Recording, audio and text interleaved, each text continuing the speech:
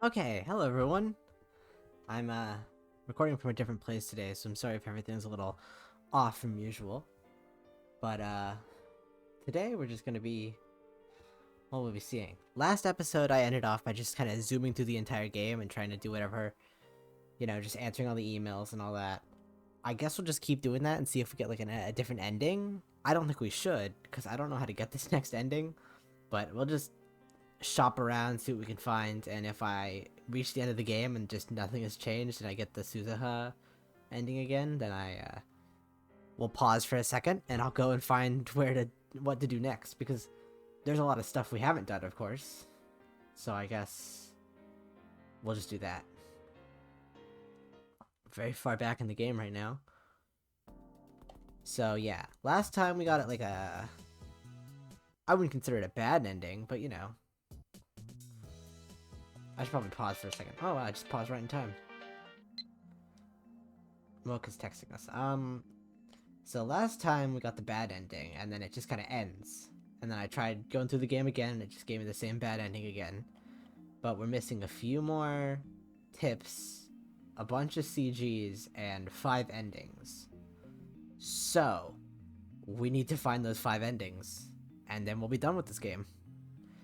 I'm not 100% sure how I get the other endings. I guess I could have looked at the Steam page might have said something about it, but basically what we're just going to do is we're just going to go through the entire game in fast forward mode and, answer all the emails, take all the phone calls, do whatever, and maybe something will change, question mark? Maybe it's like a game that requires you to go through the entire thing twice, and then something new unlocks, maybe? Yeah, I don't know. I'm spitballing here. But if that doesn't work out, then we just do whatever.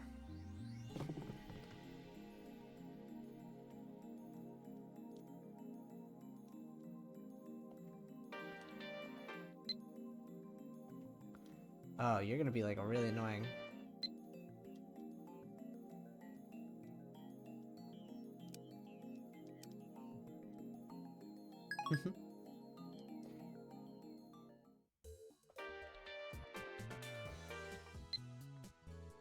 I'm a man though, so I'm not a real Miko. I do my best to perform my Miko duties, but do the gods really want a Miko like me? I know how to be strong, but I just... Yes, I did 30 practice with Samidare. Oh. Look how you're a beast. Microwave.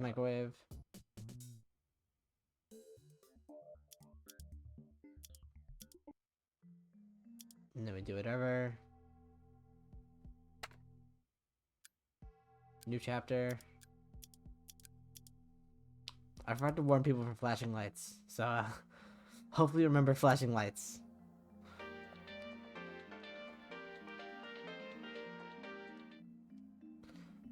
Have you watched Phantasm's debut single now? It's a theme song from Doneycatjr, so it's really popular. Forest Bright, 5 copies now. It's my duty as a ride netter. Anyway, there's an important secret hidden in the Phantasm song. The key to unlock it is... Oops, the bell's ringing now. Looks like someone's here. Better see what it is. I'm aware they're setting into directions to the sanctuary as well as prophecies. That's band vocals. I feel strong. That band's vocals. I feel a strong resonance from her. It's another part of Operation Stupefy Humanity. Explain. I want this song. Whatever it is, I want it. So, I don't know.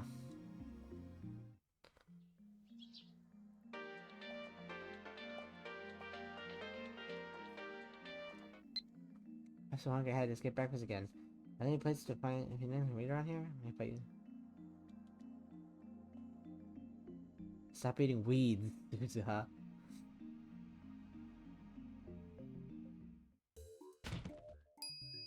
Someone broke something, I don't know what's happening.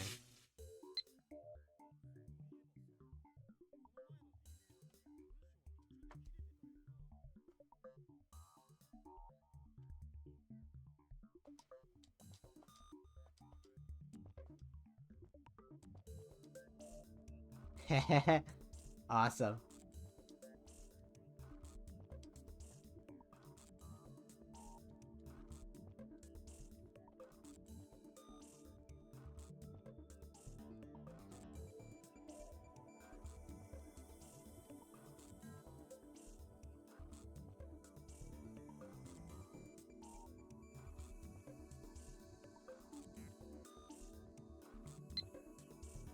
I thought I checked through there, okay.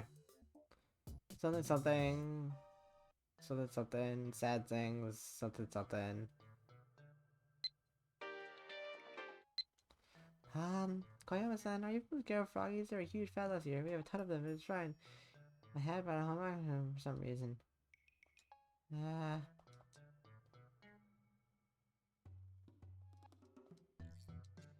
paint a different picture of him, something.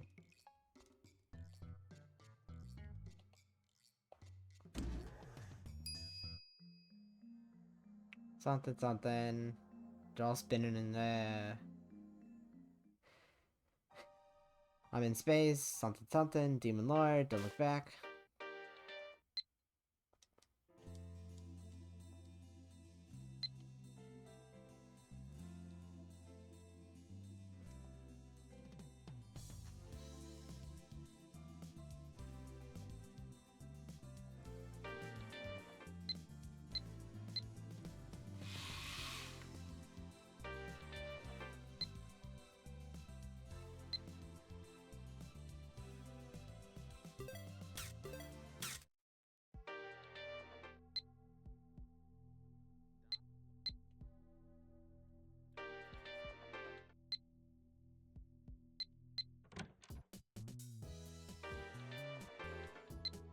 You said something about sending emails to the past, didn't you?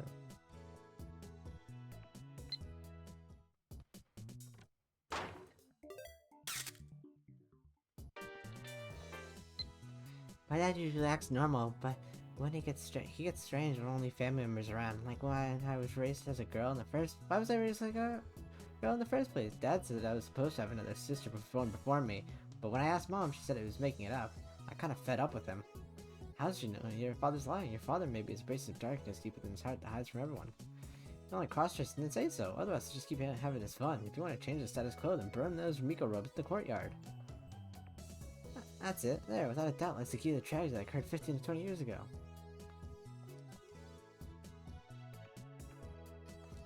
Yeah, if you don't like it, well...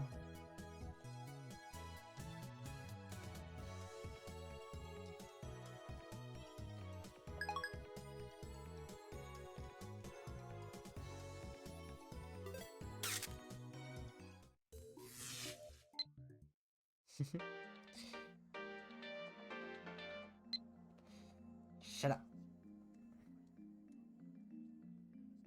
Oh. It's lagging out.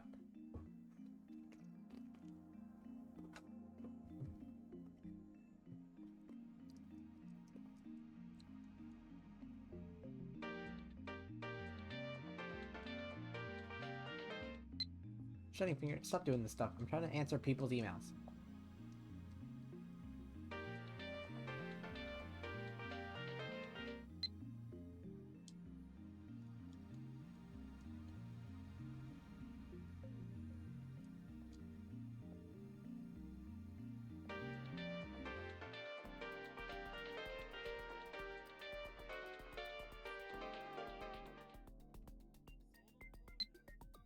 I can't burn these Miko clothes, they're sacred. Besides, I've been wearing them for almost as long as I can remember. They feel right. Was that Dad? Was that Dad's plan? I'm strange too, aren't I?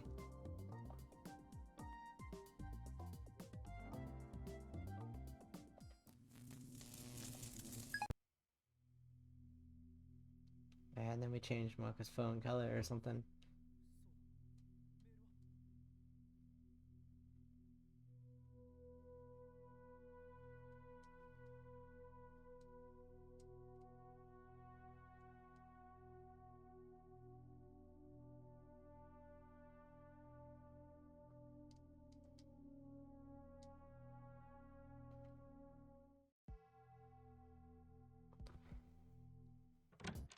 Something something lot numbers, something something messed up, something something 5,000 yen or something, I don't know, 7,000 yen or something?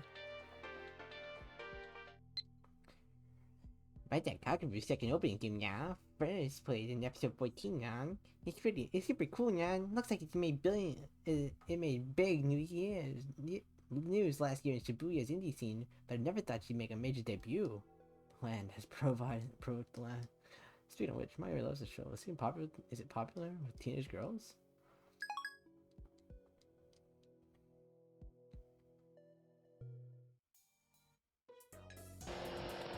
Yeah, and they drive away in the moped or whatever.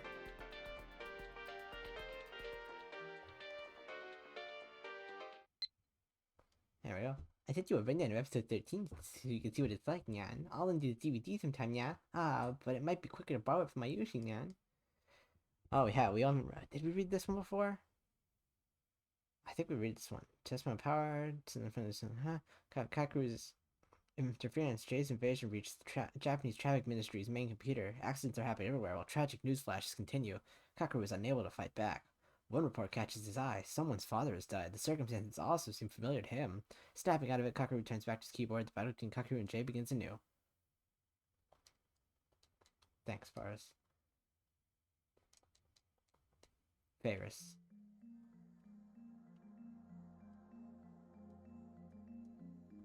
What was I doing?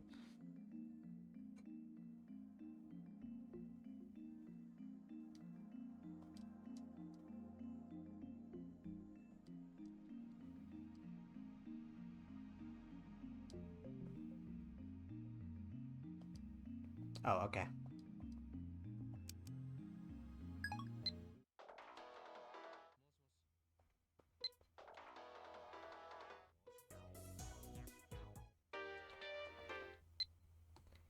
You know, I've been working in the makeover for 3 months today. The other girls doing a party. Can't believe it's been amazing for the last few months. Time sure flew by. Oh, but don't worry, Mayushi's still cooking sausage full time.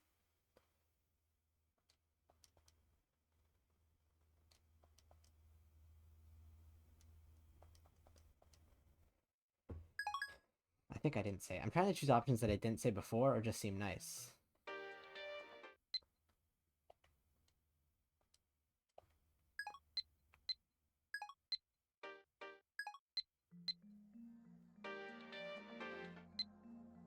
You know why I don't cosplay? Mayushi doesn't want to stand out. I'm your hostage, right? Yes, you are, Mayushi. You're my hostage or something. Koyoma, I want you. Chat, she wants me. She wants me. I'm just saying. Be the Messiah.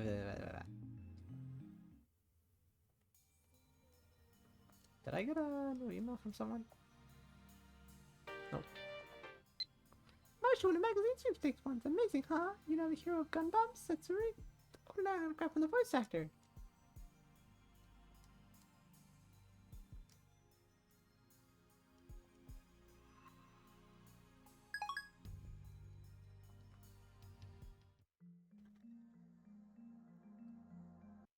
Bear's Cup. My chance to check this anime called Brightnet. So I rented it to see what it was about, but I don't usually watch anime. When I do, I prefer romance, but I found something that made it pretty deep, even though it's aimed at children. I was so surprised. P.S. So I was so engrossed in Brightnet, I couldn't do any practice when I saw my daughter. I'm sorry.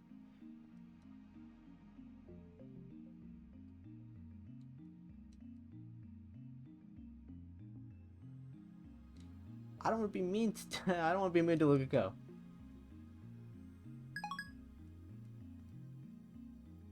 Oh, this is the one we read, I think. I read that one, so I didn't read the one before. Alright, that one's on me for not reading that one fully. I'd go back and read it.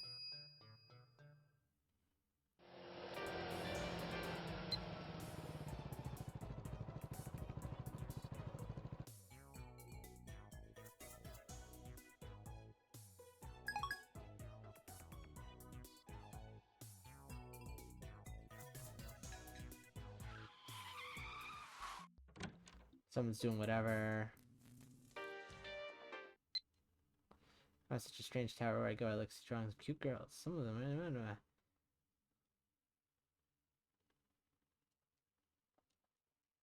I don't know. Sure.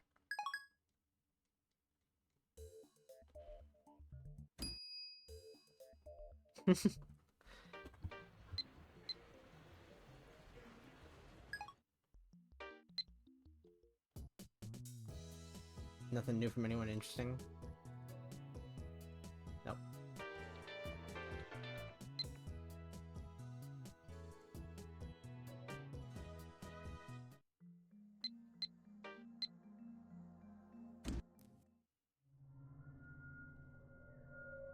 Look, it's gone.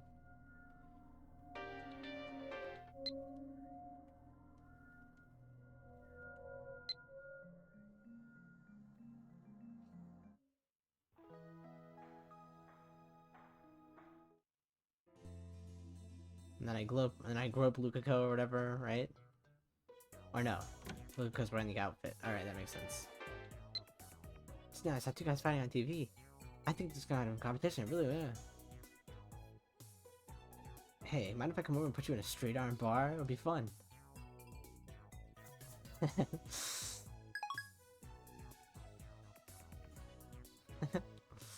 Yeah, funny girl. Lukako cries and stuff, you know.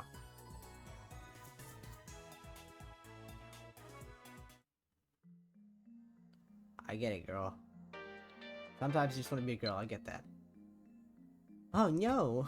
He escaped now. If we don't find him and kill him, his fortune will fall upon Akiba. His name is the Emperor. End of tutorial. She's small and simple and cries choo choo nya. Here, come here quick first. I need your help, nyan. You can help, but it won't be cheap.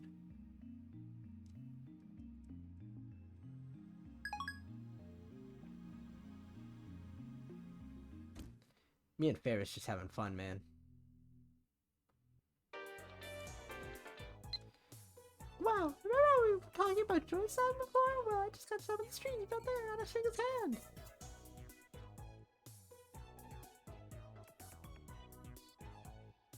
I assume the voice actor.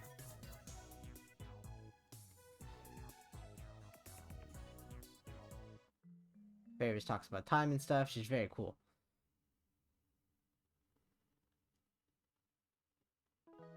The only person there is Mayuri. She's working on a costume.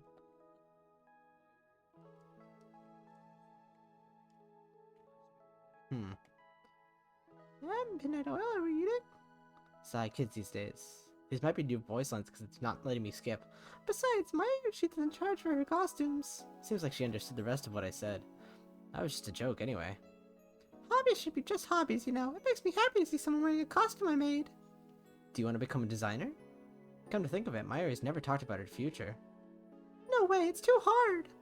Then what is your dream, Ma? Mine is to destroy the system and plunge the world into chaos. Mayuri just wants to keep hanging out in the lab.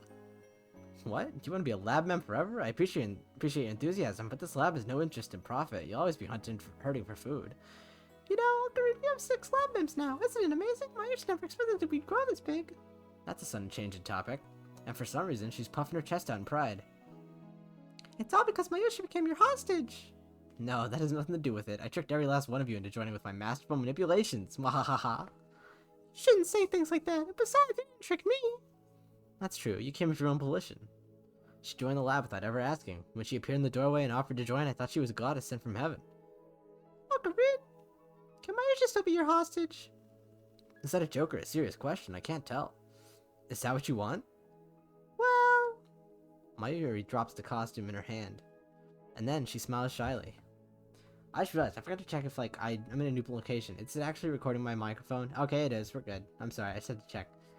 Then she smiles shyly. Maybe it is. Such a masochist. I had no idea.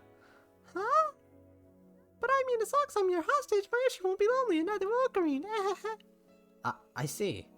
Sometimes Mayuri throws me off my game. But if that's her reason for staying at the lab, then I'm happy. I better get going. Mayuri stands up and starts putting away her various sewing tools. Mayuri. Want to get something to eat on the way back? My treat. Really? You never treat me. I'm in a good mood today. Then how about Kichinjiro? The minced cutlet is, God tier. She gets no argument from me. Just leave it to me. Yay! I love you, Ocarina. Mayuri's really happy. Well, at least she's easy to please. Mayuri and I head for Kichinjiro. After that, I'll see her safely to the station. Okay.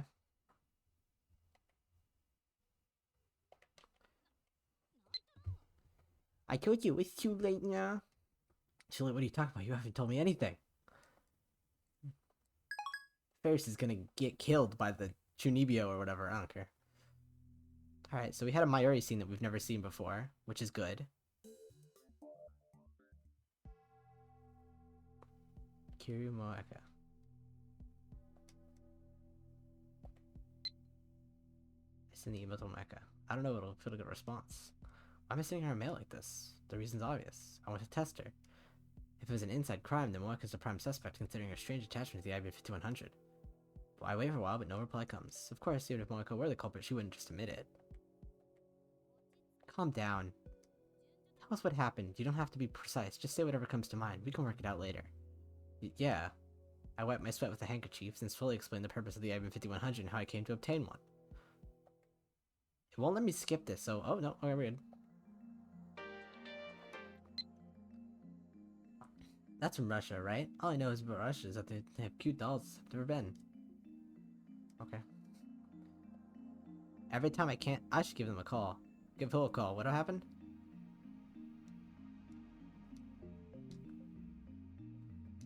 Oh, I don't have that. I have Lukiko's number, though. Hello, copy sign, something. Blah, blah, blah.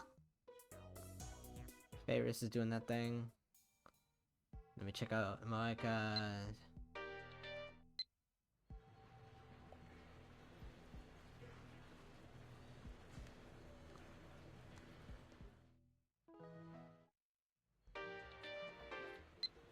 While you're at it, I want my own fork and get some cup noodles for dinner too. I think this brand called Genchan Ramen. Get those.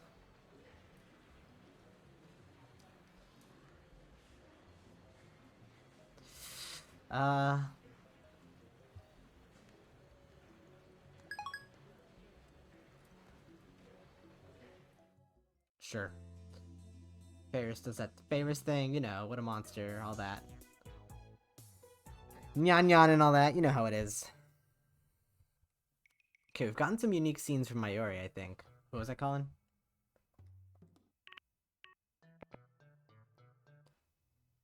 Having to remember all the things.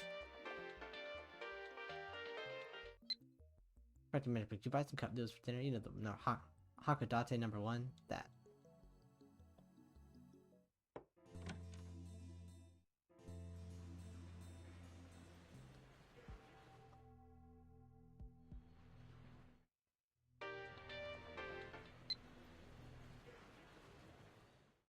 Lucello. Alright, and then we grow up Lukiko. There we go. I was a few minutes early. I love just this, like, this is so stupid. We're just running through this entire game. Eureka, I'm gonna infiltrate. Now what should I do? I'm so nervous. I can't see my own heart. I can't see my own heart like peeking through faucet gas. Wish me luck, over and out. What are you doing?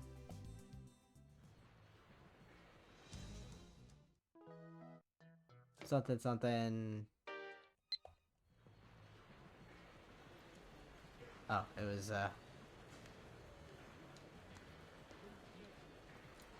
sorry, goodbye. Oh, then thank you, goodbye? Oh my gosh. Thematic parallels, I'm crying.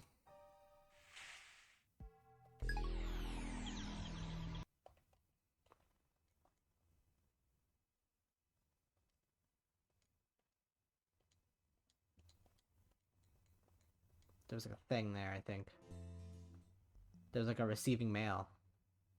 And then Mayuri Shadow's ghost attacks me or something.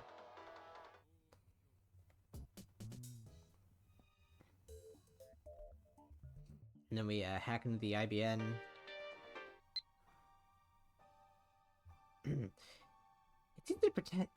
It's easy to pretend to be someone you're not. Ultimately, however, there's no escaping the contradiction between your false self and the real you. It's a paradox, and paradoxes can't hold. I tried to tell myself that I didn't need anyone, that forming bonds only hurt, but somehow I ended up joining your circle of friends. I still don't know if it was for the best. No, I'm sure it was. Without you, I would have given up, and I would have found it. Blah, blah, blah.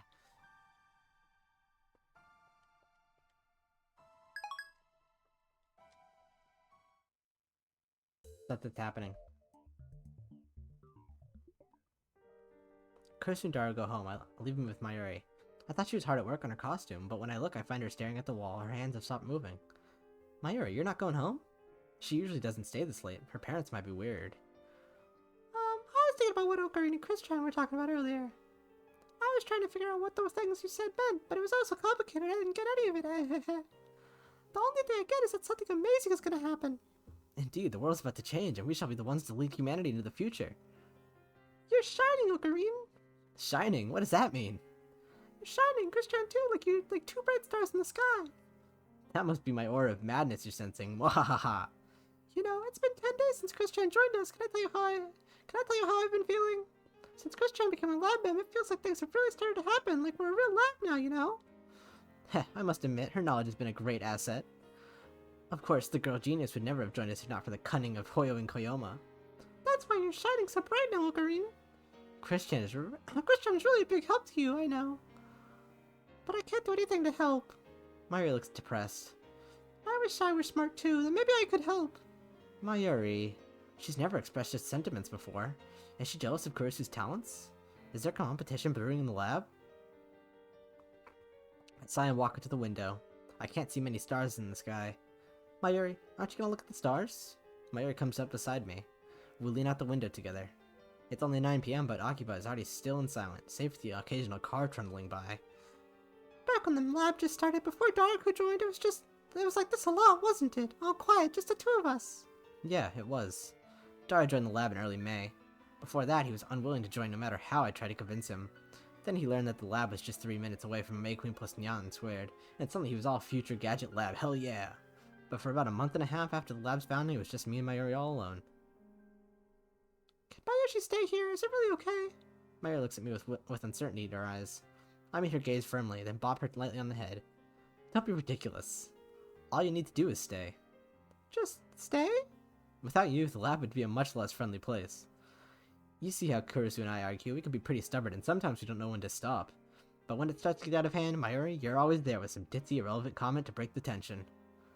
Are you praising me? Of course I am. Don't worry about a thing, just know that you too are a part of my plan. Wahahaha! Okay, thanks, Ocarina. Mayuri smiles in relief, and then her stomach rumbles. I'm starving. I'll order some canned Odin. You want some too? Yeah, heat it up. Coming right up. Soon we are chowing down on piping hot Odin. Alright, fun, cute.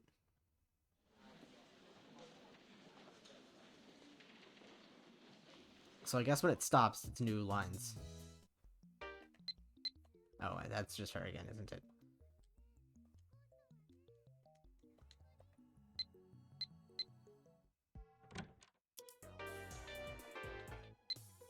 Yuki-chan and Kari-chan praised me for the cosplay I made them this time. I'm really happy.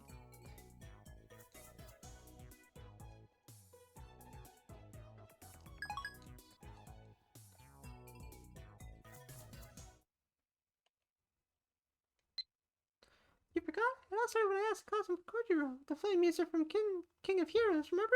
I thought it looked great on you, but you only wore it once. Such a waste. Huh.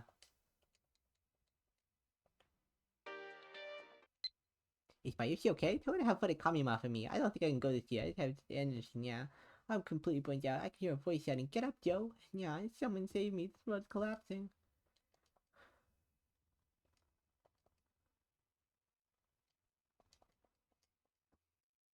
Bears, don't die on me.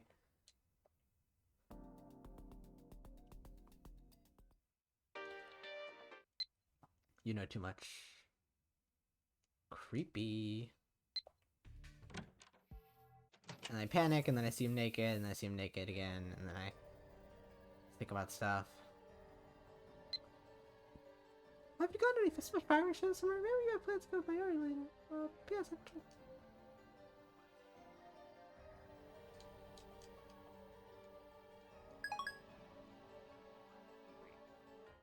I guess I have to be nice to everyone soon. I don't know.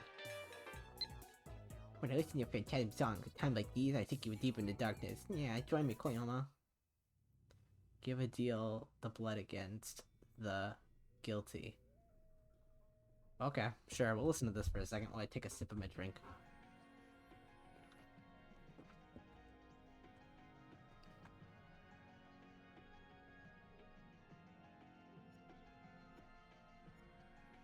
I like it how it's a 0-0 for like hours. Like, I'm gonna listen to an hour-long recording.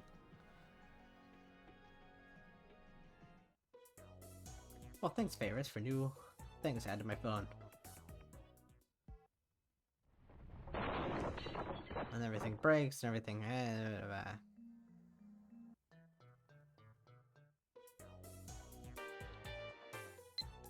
You and Mayuri don't go to places together? You're both lab members. I heard you were childhood friends, so I thought. I'm sorry if I misunderstood. And then whatever, and we distract them with her mid-drift or whatever, I don't know. Something. I don't know what's happening. I love how I'm just taking shots in the dark. 30 minutes of this. I'm very sorry if I'm really boring. Don't forget what Titer said.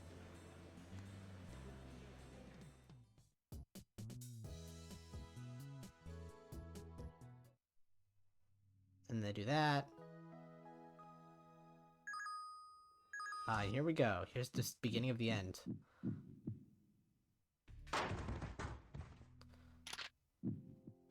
They try to shoot me, and then they shoot Mayuri, and then... I don't know. Yeah, Suzuha. Whatever, blah blah blah blah blah. Oh, I gotta watch this thing like go through 5 times, man. Sucks. Alright, yeah. Yes, Mayuri's very pretty, and... Time leap, and all my friends... Did it work?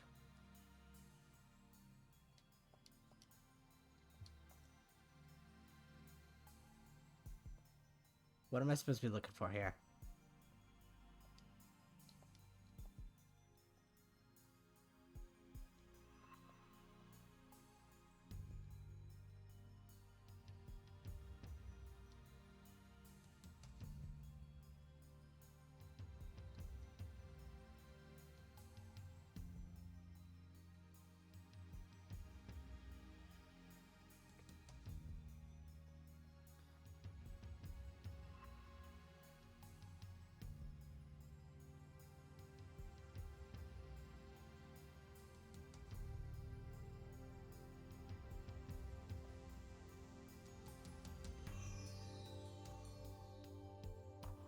Something? What is the thing?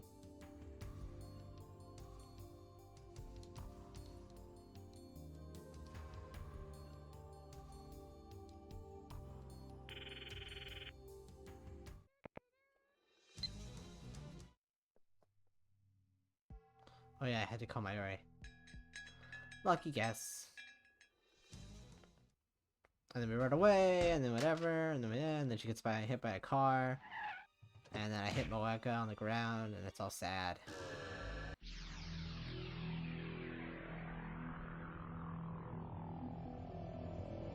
I should call her, send a mail. Who's her?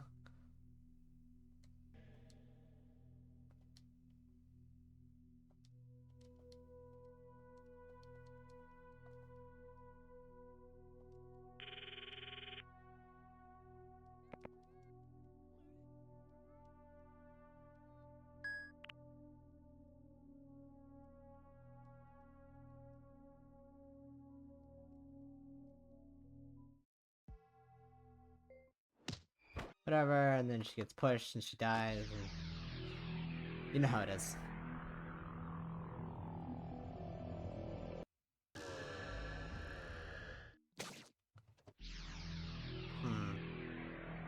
Then she gets stabbed in the car. Whatever. Reset.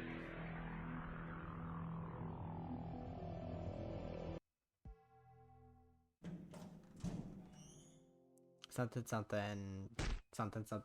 gets kidnapped, punches, time leap.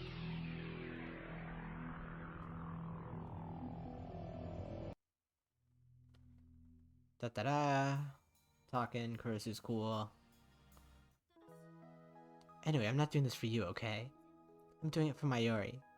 Yeah, of course. That, and I think you'll make a good test subject. Now you're talking like CERN. It's completely different. How so? I only experiment on you. Besides, bad scientists experiment on themselves all the time, don't they? I guess. I'm no longer afraid to time leap. I'll do anything to save Mayuri. It's just a joke, don't take it too seriously. Alright, that was a Kurisu moment, I guess. Are we bonding? I don't know. I'm just doing stuff with the wall, expecting it to stick.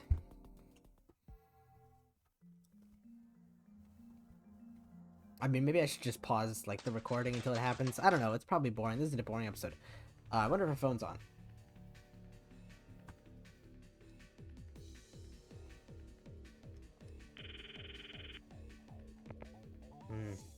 Suza, I need to talk to you. I'm sorry, it's all my fault. What? All because I acted like a spoiled child. This time I'm going. Bye. Hey, Suza, wait. Time again, she's gonna disappear. Last time I lost sight of her near the station. And she does things, she gets shocked, and then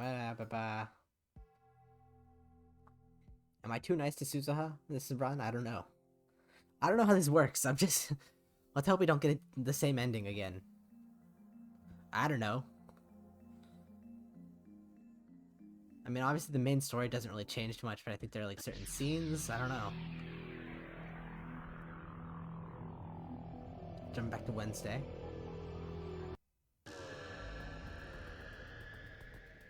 Okay, the pin.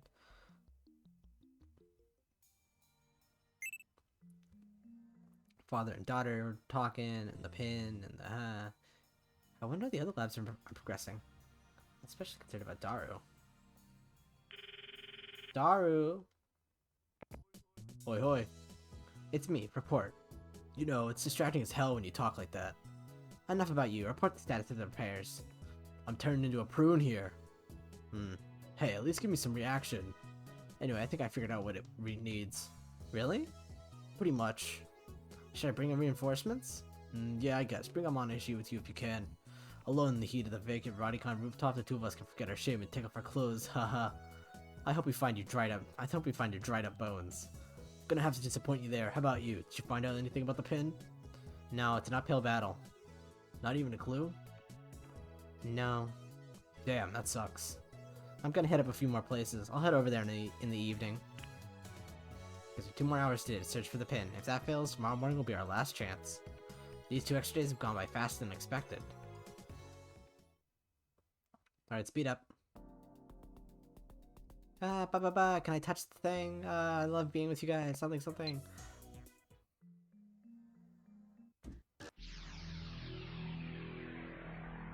I don't think we got a call from we got a call to check in on with Daru. So I don't know. And then he buys the pens maybe, and then he does the thing, and then you can only go back.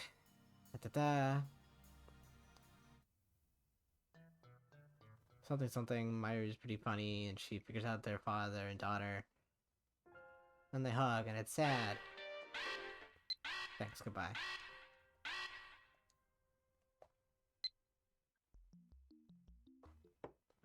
Things doesn't change, she's dead. She failed. So, I guess considering that we just got this again, it means we did not do whatever we needed to do? Question mark?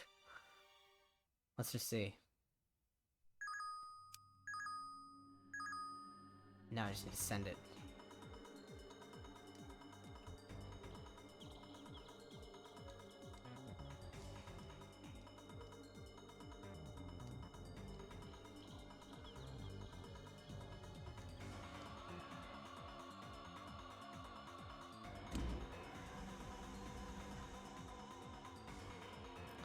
Press gets immediately. Press them on the send button. Are you sure? Myra's voice is choked with tears. Our memories will soon disappear. Is that really okay? Memories flash in my head. Being with you guys even for a little while was great. I'm gonna finish what you started, Dad, I promise. Well, see you in 35 years. I guess it'll only be a few hours for you guys. Ha ha ha. I feel like I should have just... I don't really know. I don't know what the changes are. Change the future, please. I don't know what to do.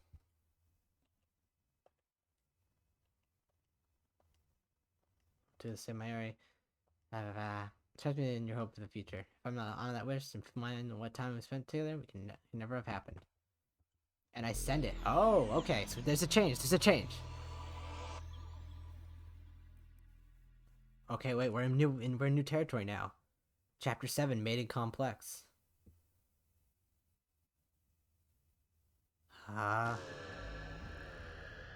The world shatters into geometric shapes that expand and contrast like rubber toys. Alright. let's just we'll recap what we were doing before here. Okay, so before this point, we need to Suzuha will lose her memories if she goes back, and so we sent her the email.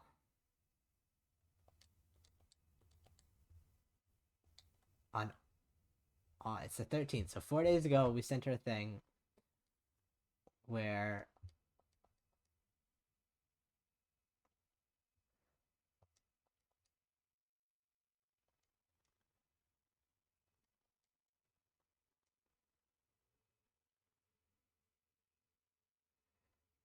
wait.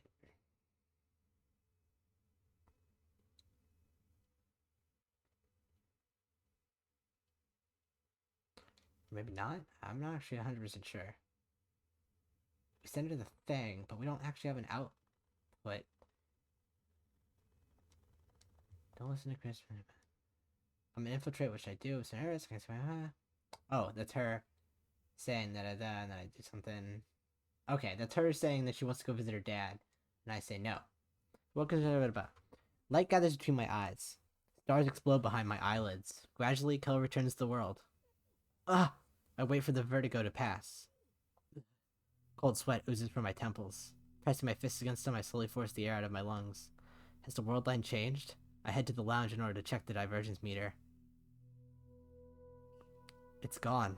I checked the meter a few minutes ago, and before the world line changed, now it's nowhere to be found. I quickly realized what has happened. Suzuha gave me the meter after we stopped her from leaving. My demon undid those events. Of course the meter isn't here. A surge of regret seizes my heart. I clench my teeth and endure it as best as I can. If nobody else remembers, and I alone will keep these memories of Suzuha alive. I look around the room. Mayuri and Kurisu are on the sofa, dozing on each other's shoulders. Daro, oblivious to the vulnerable high school girls behind him, is playing an eroge on his computer. I take a deep breath and turn on the TV. I flip to a news channel. The world line should have changed. I erased the time we spent with Suzuha. That should have allowed her to leap to 1975 without losing her memories, and the IBM 5100 should be in our hands now. We can use it to hack into CERN and erase the data they intercepted from us. With that information, Moeka's men won't attack the lab. Mari won't have to die. That's how it should be. That's how it has to be. Otherwise, why did I sacrifice Suzuha's dream? The quickest way to confirm the change would be to check for any delays in Akihabara Station. Daro, is Yamanote line stopped? Huh? I don't think so. Check online. Wait, I'm at the best part. Please. Daro sighs and calls up a train information. Doesn't look stopped. Thanks. The world line has changed, which means that our IBM 5100 should be in the development room.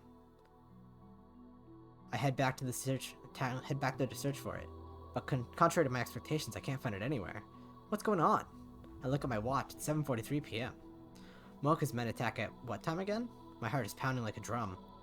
That D-mail was supposed to fix everything. The trains are moving as scheduled, which means that Moeka's men aren't about to attack. So why does it feel like nothing's fixed at all? The IBM 5100's absence is extremely disturbing. I want to sit down and think about where it could have gone, but a voice in my head is screaming that there's no time. I need to calm down. It's hard to think straight after everything that's happened. I check my watch again. It's 7:46 p.m. Images from the assault flashed through my mind. Mayuri bleeding to death on the floor, the smell of gunpowder in the air. I frantically shake the visions out of my head. I look towards the lab entrance. The door is yet to be kicked in by a team of hitmen. I swallow hard, petrified with terror. Please don't let anything happen. It's past 9. I peek at the street through the window. Nobody's there. Are you waiting for someone? You keep looking out the window. Daro's right. I've probably looked out of the window 20 times in the past hour. And not a suspicious figure in sight. You should tell them! Moeka's men still haven't appeared. The raid was before 8, if I remember correctly. I think it's safe to say that my changes to the past have prevented it from occurring. Suzuha's sacrifice was not in vain. I let out a deep breath. I'm sweaty and disgusting. It's like my anxiety has pushed all the sweat out of my body. Mayuri, Kurisu. The two girls woke up from their nap about half an hour ago. Now they're eating cup noodles. Wait, did you just say my name correctly? Kurisu looks at me in astonishment like she can't believe her ears. When you're done eating, go home. It's late, so I'll go with you. Okie dokie. I don't need an escort from you. I can get back by myself. Just listen. Daro, you too. Huh? Me too? The train lines running through Akihabara are operating normally. There's no bomb scare, no signs of Moeka or her men. Look at that, a new background. Chaos Head Noah Look at those fucking Caros. Look at those little frog guys up in the corner. That's my guy up there. In the top right, the far left of that sign, that's my guy. Bye-bye. Chris is taking the Sobu line to the next station, Oka no Mizu, while Dara was going the opposite way to Shinkoiwa. Mayuri and I are taking the Yamanote line to Ikebukuro, so we parted the station's ticket gate. There are surprisingly few passengers on this train. I guess most of the salarymen are off for the Obon holiday. Mayuri is playing a handheld game, the Rainet Gakuru action RPG. On the screen, her character is battling a gigantic Upa. I stand beside her and gaze at her profile, lost in thought. It's the night of the 13th and Mayuri is still alive. That's good. How many times have I watched her die? How many times have I tasted that despair? No matter what I did, no matter how hard I tried, I couldn't save this ditzy childhood friend of mine from death. She died again and again, right before my eyes. And now she's alive, standing beside me playing a game. This is why I sacrificed her memories with Suzuha. It was the only way. I'm sorry, Suzuha. And thank you. Suzuha no longer exists in this time, but I hope my feelings will reach her all the same. Actually, come to think of it, why can't I tell her in person? Where in Akiba could the 54-year-old Suzuha be? I'll try asking Tennoji tomorrow. He probably knows Suzuha on this world line too. I wonder if Suzuha remembers me. Hey, Okarin? Mayuri suddenly lifts her head. She looks at me hesitantly, her cheeks are slightly pink. What? Come on, Okarin. Mayuri gets nervous when you stare at her like that. Did I make you get a game over? Yeah. Sorry about that. I apologize, but keep looking at her. Instead of starting a new game, Mayuri looks at me with concern. There's something different about you today, Okarin. Really? Yeah, what's wrong? I remind myself that Mayuri is more perceptive than she seems. She proved that when she figured out that Dara was Suzuha's father. I don't want to worry her too much. I want Mayuri to smile her usual ditzy smile without a care in the world. After all, it's over now. She's safe. Heh, nothing's wrong, and I wasn't looking at you just now. I was devising new ways to bring chaos in the world. Wahahaha! Really? You seem kind of tired. A mad scientist is never tired. The mighty gray cells of my 170 IQ brain are always performing calculations, day and night. Oh, but you just still take a break every now and then. Please, Okarin, for me. Having said that, Mayuri returns to her game. I feel cold stares all around me, but I don't care at all. Mayuri is here with me, doing everything Mayuri things. Doing everyday Mayuri things. Ordinary things. Everything's going back to normal. That's good. Yesterday was my first time home in a while, so I slept like a log in my comfortable bed. It could be because of my mental exhaustion, but that was my best night's sleep in a while. Before heading up to the lab, I stopped and stared at the Braun Tube workshop. The familiar mountain bike is gone. Suzuha liked it so much, she insisted on bringing it with her to 1975. The workshop door opens and out comes Mr. Braun, rubbing his eyes sleepily. Okabe, you got free time. How about a job? As a special offer, I'll hire you for 1 CRT a month. 1 CRT a month? So for 1 month's work, I get an old television? Hell no. When did Suzuha quit again? Suzuha? Who the hell's that? What? Was her existence erased completely? But that's impossible. I ain't got time to remember the name of some lazy part-timer who quit after just 10 days. Damn you and your misleading words. So Suzuha did work here. The evidence of Suzuha's sojourn in 2010 still remains on this world line. And I thought I finally had some help for a change. That's what I hate about you damn kids. No dedication. I bet you lied about Leica and CRTs too. Got me good. Tennoji shrugs his whole shoulders, annoyed. Naturally, he doesn't know about Suzuha's true identity. Does the name Hashida Suzu ring a bell? At this, Tenmoji's eyes go wide. Haven't heard that name in a long time. You knew her? Eh? Knew her? So now she's... It's been 10 years already, huh? Oh no. 10 years? 10 years since what? No. I don't want to know the answer. Tennoji has a faraway look in his eyes as if he's gazing into the past. She's really helped me out. Why are you talking about her in the past tense? She didn't have any relatives, not that I knew of. I wish I could have been with her at the end. At the end. There's only one thing that can mean. Even though the world line changed, Suzuha didn't survive in the year 2010. To tell you the truth though, she looked peaceful when I found her. Peaceful? She didn't commit suicide? Suicide? Who the hell told you that? Susan was sick. Don't believe any old thing you hear. She was sick. Sickness killed her? I shouldn't feel good about that. But I guess you could say it's better than what happened before the world line changed. That's what I tell myself anyway. So how'd you know Suzu-san? She helped me out too a long time ago. I was hoping to see her again. Yeah? I'm living in an old house now. Wanna come pay your respects at the altar? I nodded without a moment's hesitation. Oh yeah, of course. Tennoji closes up shop and we head off towards his house. From Chuodori, we head towards the station. I scan the Akiba scenery as we walk. Moe stores are still nowhere to be found on this world line. After a little hesitation, I look up at Radicon. It's gone. The satellite has vanished. All that's left is a hole it made when it arrived in this time. When did the satellite disappear? About 5 days ago? You never know what's gonna happen, huh? Which means Suzuha left before it rained. Like Tennoji said, his house is closer than expected. We take the train to the next station, Okimachi, and then walk for about 5 minutes to a quiet residential area. This old one-story house is where Suzuha once lived. I walk up to the front of the house, and there I see a familiar sight. Ah ha ha! Suzuha's bicycle! For a moment I can see her there, squatting beside the bicycle. But the mountain bike Suzuha rode to the Brontu workshop was shiny and new. Now it's old and covered in rust. Suzuha-san loved that old thing. Even when she couldn't ride it anymore, she still would polish it every week. It's been sitting there for 10 years. Couldn't throw it away. I've maintained it best I could, but I guess nothing lasts forever. I gently put my hand on the seat. It's warm from sitting out in the sun. I suppose that, for the few days Suzuha was in Akiba, this bicycle existed in 2 places at the same time. The house isn't as messy inside as I expected, considering the state of the Brontu workshop. I guess that chipmunk keeps the place clean. Don't fucking show me that. A wave of nausea hits me as I recall what Naya did at Okonomizu Station, but I tell myself that was just an accident. Besides, that incident has already been undone. Tennoji Naya has done nothing wrong. Next to the living room is a child's room. There's a child's study desk and a red backpack on the floor. Naya isn't here. Which reminds me, Tennoji's daughter visits the workshop often, but not once have I seen his wife. He couldn't have married Suzuha, could he? I mean, she should have been a lot older than him when they met. But as they say, love knows no bounds. I wonder what really happened. I don't know how I'd feel if those two were married. That would make Daru Tennoji's father-in-law. Actually, that would be kind of interesting. I turn to the Buddhist altar to pay my respects to Suzuha. There's no picture of her, so there's no way to know what Hasuda Suzu looked like at the age of 44. I make an offering of incense to her, but then look around the house again. This is the house Suzuha lived in after leaving in 1975. When Suzuha-san and I first met, we were neighbors. For some reason, Tennoji offers me a beer. When I decline, he shakes his head and starts drinking it himself. I was born and raised in Europe, you know. Huh? Is that a joke? Got a problem? I'll have you know my English and French are perfect. He really doesn't look like someone who lived abroad. I guess you can't judge a book by its cover.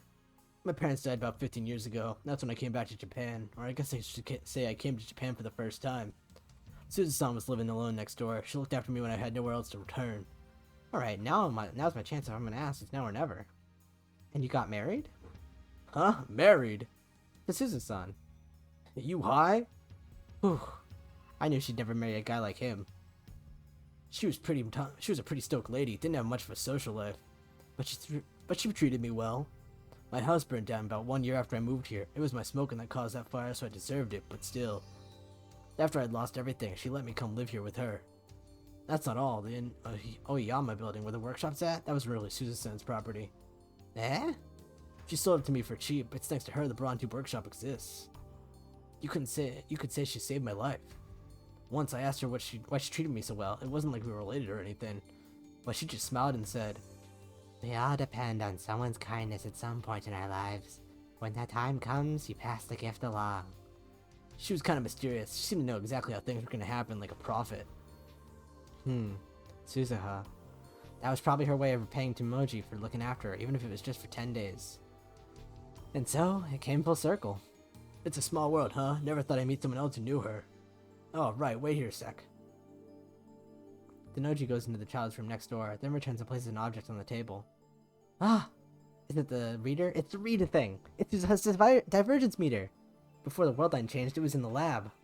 But on this world line, Suzuha brought the meter with her to 1975. It's been in this house for 35 years. The tubes read 0.40941%. Divergence has changed just like Suzuha said. This proves that my magic eye reading standard does indeed allow me to perceive changes to the world line. But what does 0.40941% mean? I recall what Suzuha said. When the meter reads over 1%, you've made it to the beta world line. Does that mean I'm still on the alpha world line? Do you know what that number means?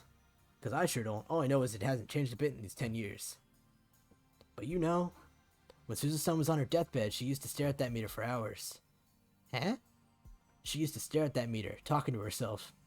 Is this the old number, the new number? Did it work? Did it change? Stuff like that, day in and day out. It hurt to watch. Oh, this is really sad. I touched the device. Susaha, in my heart, I reach out to the girl who died 10 years ago, to the girl who will be born 7 years from now, to the girl who crossed time to save the future. Susaha, thanks to you, Mayuri is safe. Divergence has changed, but we haven't yet reached your ultimate goal. 1% divergence. Once that is achieved, the future you dreamed of will become a reality. I'll carry on your fight, Susaha. I promise. I realize that I'm crying.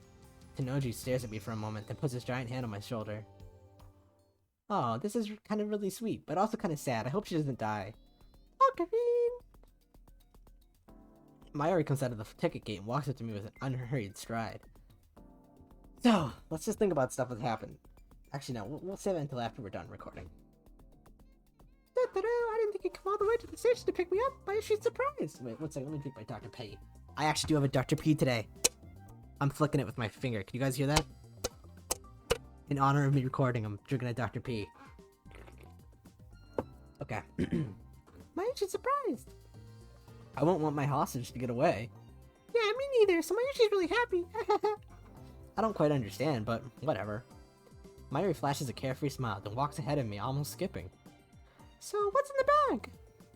Mr. Braun gave it to me. It's a device that can measure the divergence of world lines.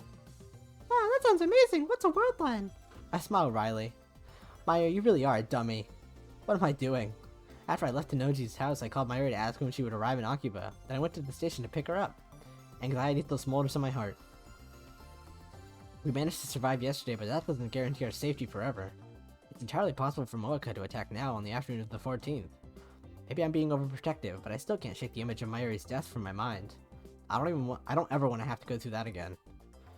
Just a thought, Mayuri, but don't you think maybe you should stop coming to Akiba for a while, at least until Kamiyama ends? No response. I looked at the side. Mayuri? Panicked, I scanned the area and catch sight of her wandering toward the newly opened shaved ice stand. That ditz, can't you tell how worried I am? So you're the devoted type, huh? Kursu was glaring at me with an iced coffee in her hand. We're in the lab, which appears to have become her second home. What's that supposed to mean? I'm sitting at the computer searching for intel on the IBM 5100. I still don't know where it is. I went to Yanabayashi's shrine this morning, but alas, it wasn't there. Suzuha promised to get one for us somehow, her gift to us from 1975. Without it, we can't hack into CERN's database, meaning we can't achieve divergence over 1%. All of a sudden, you're treating Mayuri like a princess. Today you went to the station to meet her, you taste tested her lunch, and then you had her hand held her hand all the way back to the lab. Ocarine really loves Mayushi. Did you have to tell Kurisu of all people? Mayuri looked so carefree as she stuffed her cheeks with takoyaki. I'm pretty sure she's smiling not because of my love, but because of the takoyaki's deliciousness. Typical Mayuri.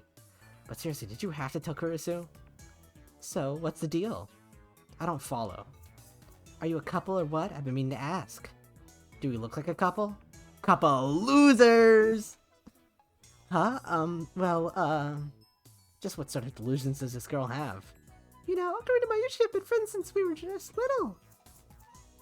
Mayushi's really happy now. Don't talk with your mouth full.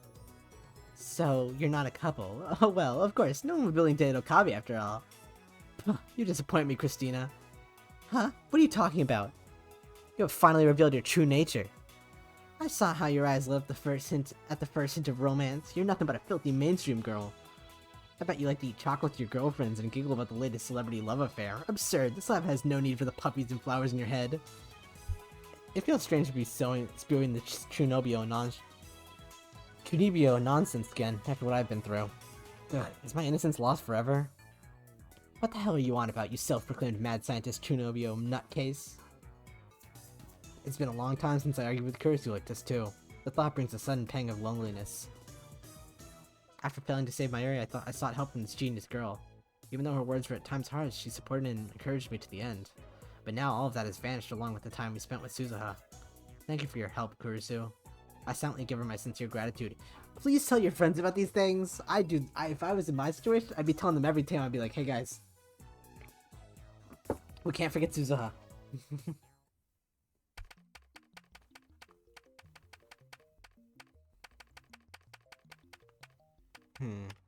I finished typing on the X68000's keyboard inside, then turned to the divergence meter setting on the shelf. The display reads 0.409431%. What does that mean? The universe is like this piece of yarn. Countless possible world lines exist side by side, branching out into infinity. When the meter reads over 1%, you've made it to the beta world line. If you escape the alpha attractor field and reach the beta world line, the result will change. Reach 1% divergence and you'll save Sheena Mayuri. Yeah, that is strange. Then, does that mean I haven't saved her? Divergence is still less than 1%. Is the world still converging on Mayuri's death? It can't be. It can't be. I mean, nothing happened yesterday. Mayuri's here, safe and sound. So nothing will happen to her. It won't. I want to believe that, but the doubt within my heart is growing thick and black. I can hardly think about anything else now. No matter how hard I stare at it, the number on this meter doesn't change a digit. So far, reading Steiner is only activated after we sent past changing D-mails. What about when I time leap? The vertigo I feel when I time leap might be caused by reading Steiner. Or maybe it's just a side effect of the memory transfer. It's impossible to know. In any case, I'm prepared for the worst. I've already set the time leap machine's timer to send my memories 3 hours into the past. And with Daru's help, I found a remote for the 42-inch CRT downstairs. Our previous phone wavenames subject to change experiments made a hole in the floor. Instead of fixing the hole, I made it bigger. The 42-inch CRT is right under the hole, so if I point the remote at the hole and press the power button, the TV turns on. Now, should things go wrong, I can time leap at a moment's notice. And I also have future gadget number 4, Mode Snake on hand, just in case of emergency. Okabe. First who enters the development room. Did you say we weren't going to experiment with the time leap machine? This is just in case. In case what? I don't want to answer that. I keep praying that my fears will not be realized. It's okay, everything will be okay. They didn't attack yesterday, so they won't attack today. At the very least, we've changed Mayuri's fate. But still, I can't help but pray. Please let Mayuri be safe. Please don't let anything happen. My prayers go unanswered. Oh dear. Oh! The door slams open. 5 men burst into the lab. Oh dear, we've pushed it back 1 day! That's bad. I recognize them, the Rounders. They aim their guns at us. I freeze. Despair seizes my heart. The worst fears have come true. It's happening exactly the same as before. Only this time Suzuha isn't here to save us. Oh yeah, that's true. Hands in the air, nobody move. Even the dark-skinned man's words are the same. Eventually, the unpleasant clack of heels echoes down the hallway. Moika-san? We're taking the time machine. It's been a while since I've heard her talk, I guess. Well, actually, I recorded an episode earlier today, and I guess the episode yesterday, I think we were still hearing her talk, but maybe we weren't. Weird. I suppressed my terror and grabbed Mayuri's arm. Don't move! The crew cut man says something he hasn't before. Makase, Kurisu, Akabe Rentaro, Mashida, Itaru. The 3 of you will come with us. You cannot resist. Come with us. You have nowhere to run. We have men stationed throughout Akihabara. What do I do? Should I use my concealed mode snake right now? Use it and then time leap? Mayuri hasn't been killed yet. There's a chance she might not be killed in this world line. Hey, you! The crew cut man points his gun at me. My heartbeat jumps up, cold sweat breaks out all over my body. I said hands in the air. I've only raised my left. What are you hiding? I have to use it. Ugh! I swallow my fear and activate Mode Snake. White smoke instantly fills the room, rendering it impossible to see. The Rounders won't be able to aim through this. I have to time leap while it lasts. I grab Mayuri's hand and fumble through the smoke towards the development room. Shoot them! I hear the sound of guns firing wildly behind me. Ah! Suddenly Mayuri's arm gets heavy. Oh dear. I trip forward and land on my face. Mayu! Our hands were separated in the fall. I grope around and soon find her slender hand. Oh, Kari. Mayuri's feeble whisper reaches my ears. Was she hit? The rounder's blind shot hit Mayuri? It hurts. Mayuri's voice quickly fades away. Strength drains from her fingers. Mayuri, come on, get up! But Mayuri doesn't answer. I'm sorry, Mayuri. Once again, I've failed to save you. I thought I'd succeeded, but I was wrong. I hear my teeth grinding in my head. Stop! Stop! Don't shoot me! I hear Kurusu and Jaro screaming as the gunfire continues. Ah! Sharp pain flares to the top of my head. Oh my god, did I get shot? I press down with my hand. It comes away soaked with blood. Ah! It hurts, it hurts, it hurts! It feels like someone took a saw to my skull. My ears are ringing. I stumble, I can't stand up straight. I need to get to the time loop machine. I squeeze Mayuri's limp hand one last time, then crawl to the development room, fumble for the headgear and put it on. I point the remote at the hole and press the power button. The TV turns on downstairs. I can hear people laughing on the screen. Target A, target seat is secured. Run! Okabe, run! Shit! I clench my fist in frustration. The time loop machine is already activated. The discharge phenomenon is starting. The floor begins to shake. Once again, I leap to the past. But I mean, you got shot in the head. Are you gonna be okay?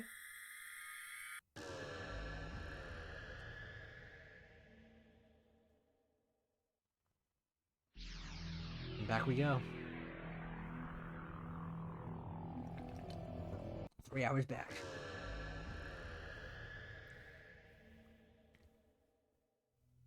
Ah! The world collapses and reforms. Once again, I feel that odd numbness behind my eyes. The pain at the top of my head is gone. I wipe the sweat off my brow and look around. I can't see Mode Snake's vapor anymore. The air is clear. Kurusu is reading a Western book like usual. Mayuri is playing a handheld game while eating a banana. Daro isn't here. I recall he said he was going out somewhere. I quickly swallow my words. Ocarina, you want a banana too? When I wave my hand no, Mayuri tilts her head quizzically, then goes back to her game. I sink into the sofa and close my eyes. Somehow I resist the urge to scream in frustration. I have to think. I erased our memories with Suzuha. I changed the world line, but it wasn't enough. The divergence meter still reads 0.4%. How do I get that above 1%? Wait, if I try to solve this problem alone, it'll just end the same way. I need to consult Kurusu. Kurusu, come with me a second. I lead her out of the lab. Yeah, explain it to her. Explain it all. We sit on the bench in front of the building. Suzuha's bicycle is still absent. What is it? You don't normally say my name normally. Kurusu frowns at her own words. That came out weird. Please, help me. Now this is a shock. I never thought I'd hear those words from you. Do you have a fever? No jokes, I seriously need your help. You timed it, didn't you? Ocarina, are you going on a date with Chris-chan? I'm jealous. Jealous? You want to go on a date with me?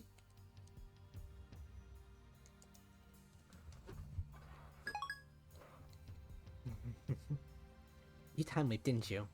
I nod. How much do you know? How much do I know about what?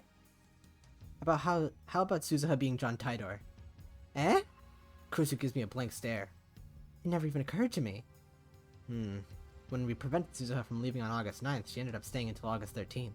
But that outcome was changed by my last email. What happened during those 4 days on this world line? Have you finished the time leap machine? What are you even talking about? I finished it yesterday after an all-nighter, remember? When did you leave from? 8 p.m. tonight. It looks like I'll have to explain everything all over again.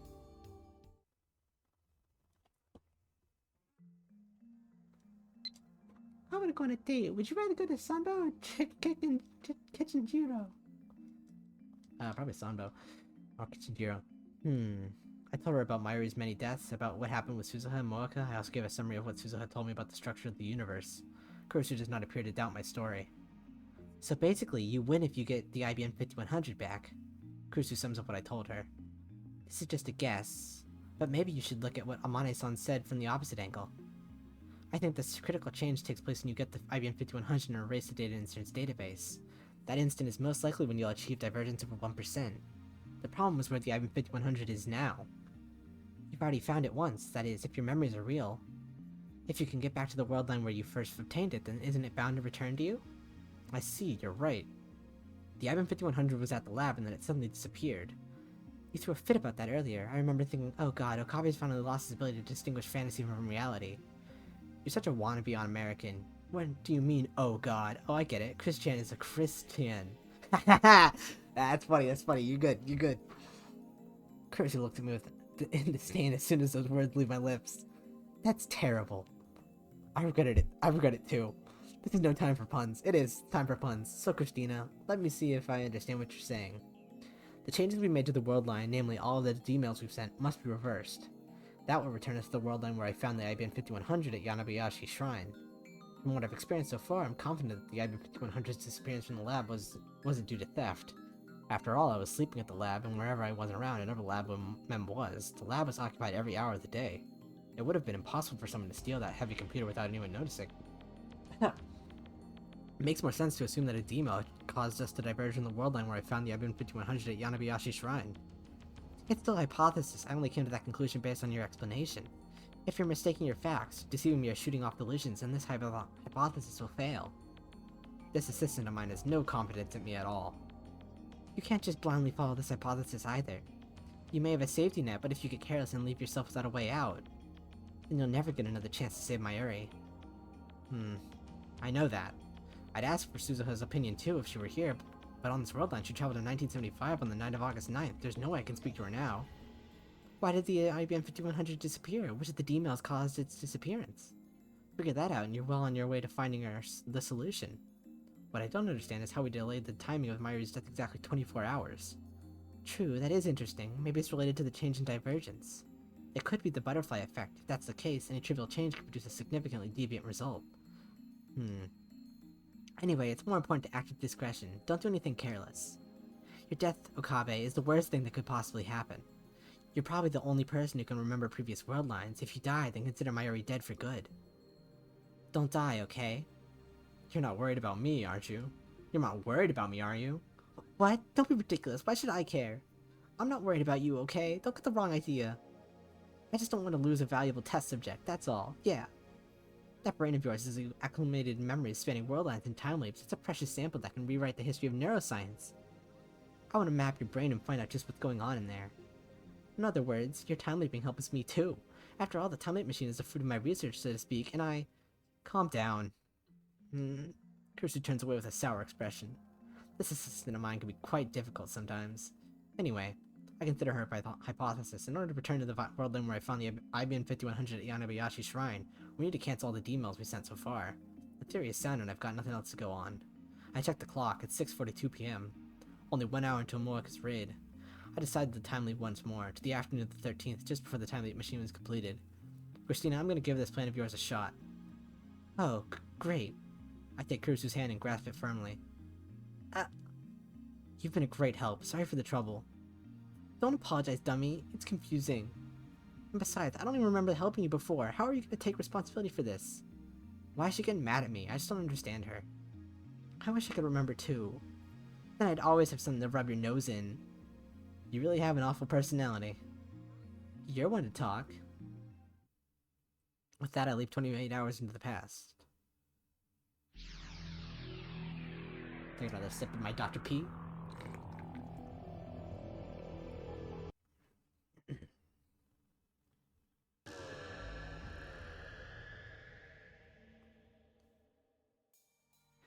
Time leap complete. I'm standing in this lab as usual, but my brain feels like it's been pinched. I endure the pain as I check my watch. It's 1:47 PM. Kursu's almost done with the time leap machine, and Mayuri's almost done with Lukako's costume. They should both be done in about 10 minutes. I leave the lab and sit on the bench in front of the Braun Tube workshop. Let's go over the plan. Cancel all the D-mails that have changed the past so far. Of course, that includes D-mails sent by people other than me. Specifically, I'm only concerned with the D-mails that triggered reading Steiner. We sent several of them as experiments. For example, Operation Earth Stage 2 and the Lotto 6 experiment, which involved one such D-mail. But the real problem is what other people sent. Mayuri and Kursu haven't sent any D-mails. Daro sent his past self a strategy to win the Faris Cup. the Faris Cup, but reading Steiner didn't activate, so divergence must not have changed. That leaves the 3 D-mails to deal with, those sent by Moeka, Lukako, and Faris. The most problematic is the one Faris sent, which is also the most recent. I have no idea what it said, so I don't know how to cancel it. Faris' D-mail caused a dramatic change to Akiba. All of the Moe stores disappeared. That's my only hint. I'm the only one who remembers how things were before the change, so I won't get an answer from Faris, even if I ask her directly. But still, I have to at least try. I should get in touch with her. First, let's try contacting her by phone or mail. Ferris! The ringtone echoes my ear. It's not connecting. Damn! Well, I gotta text her. I stab the end button and open up my mailbox. I'll write Ferris a mail.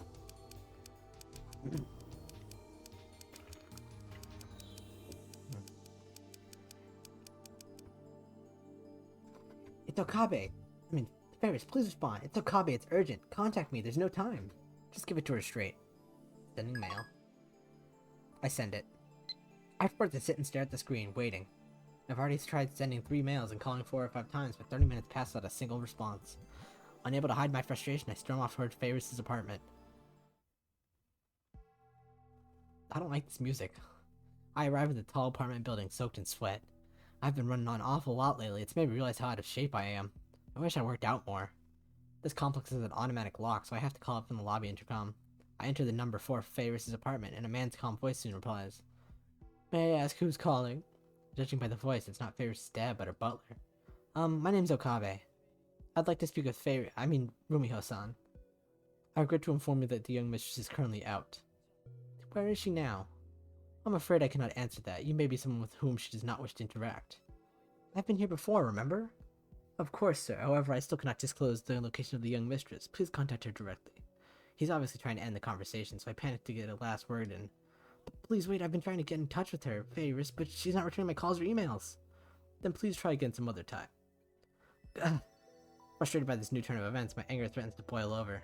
Damn inflexible geezer. I leave the lobby. May Queen plus Nyan doesn't exist on this world line. Ferris isn't responding to my calls or emails either. Where could she be? Underneath the incandescent heat of the sun, I suddenly get an idea. Daru, if anyone knows where Ferris is, it'll be that stalker of hers. Daru! Yeah, Okarune? It's awfully noisy on the other end of the phone. But I don't care about that. Daru, do you happen to know where Ferris is right now? Ferris done? I need to talk to her right now. Right now? That's not gonna happen. Just tell me where she is. You keep tabs on her at all times, don't you? I know where she is, sure. Where? Where is she? In the UPX assembly hall. UPX. I look up. I'm standing right in front of UPX. Why the assembly hall? Today is the finals of the RodiNet ABGC. RodiNet ABGC? Sure, for RodiNet Access Battlers Grand Championship, duh. It's the finals, man. Ferris is participating. Ferris 10 was the winner of this year's Winter GC, so she's the defending champion, just so you know. She's in the finals? I'm here too, spectating. The match has already started, man. So that's why. I'm headed there now. What floor? Do you have a ticket? No, but I'll manage. I don't know, man. Security's pretty tight. Somebody posted threats on that channel. Pretty sure you're not getting in. Then you come out. I'm in front of UPX. Can you lend me your ticket? No way. It'll end at 4, so you can just... So can't you just wait until then? Hey, Daru! Gah.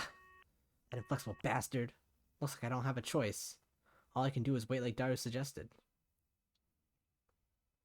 At 4, tons of people spew out of the building. They're mostly parents with children, but there's also men and women in their 20s and 30s. Seems like a wide customer base.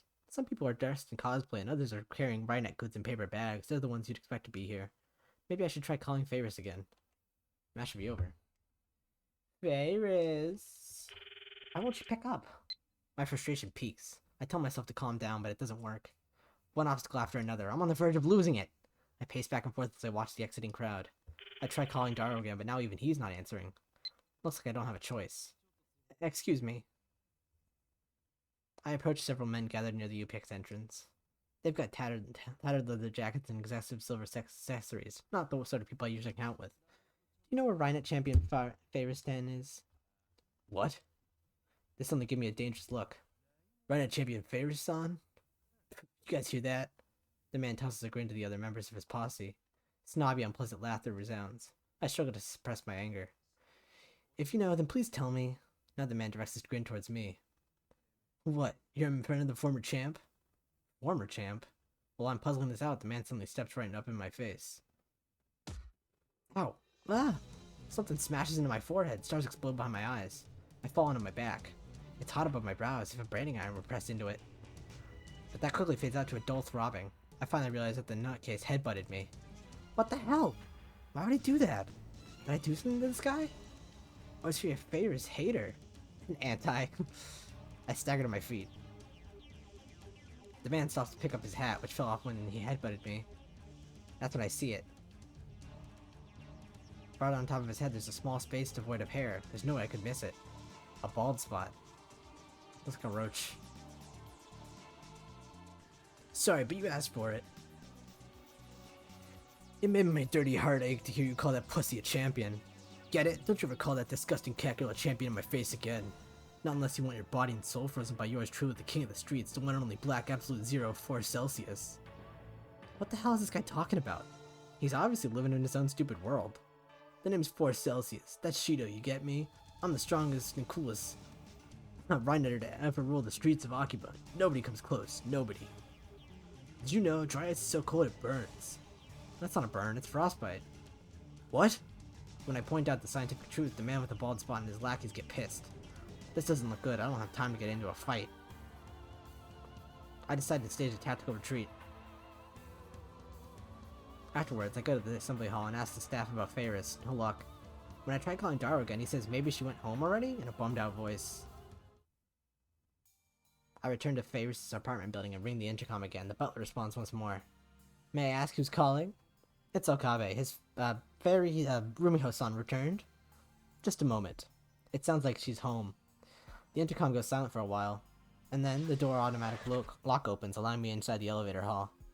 Please come up, sir. The young mistress will see you. I give him my thanks and hurry into the elevator. Oh, she's sad. The butler guides me into the bedroom where Feyre is sitting on the sofa, hugging her knees. She doesn't look up even when I approach. Feyre, finally, there's something I need to ask you. Yeah. She looks exhausted, like all life has been drained out of her. I've never seen Feyre like this. What happened? You look down. This can't be happening now. Why did Feyre have to lose, now? If only those guys hadn't used underhanded tricks on me, now. They ganged up on Feyre. I even promised Papa I'd win. He's probably disappointed in me, now. I'm too ashamed to show my face, now.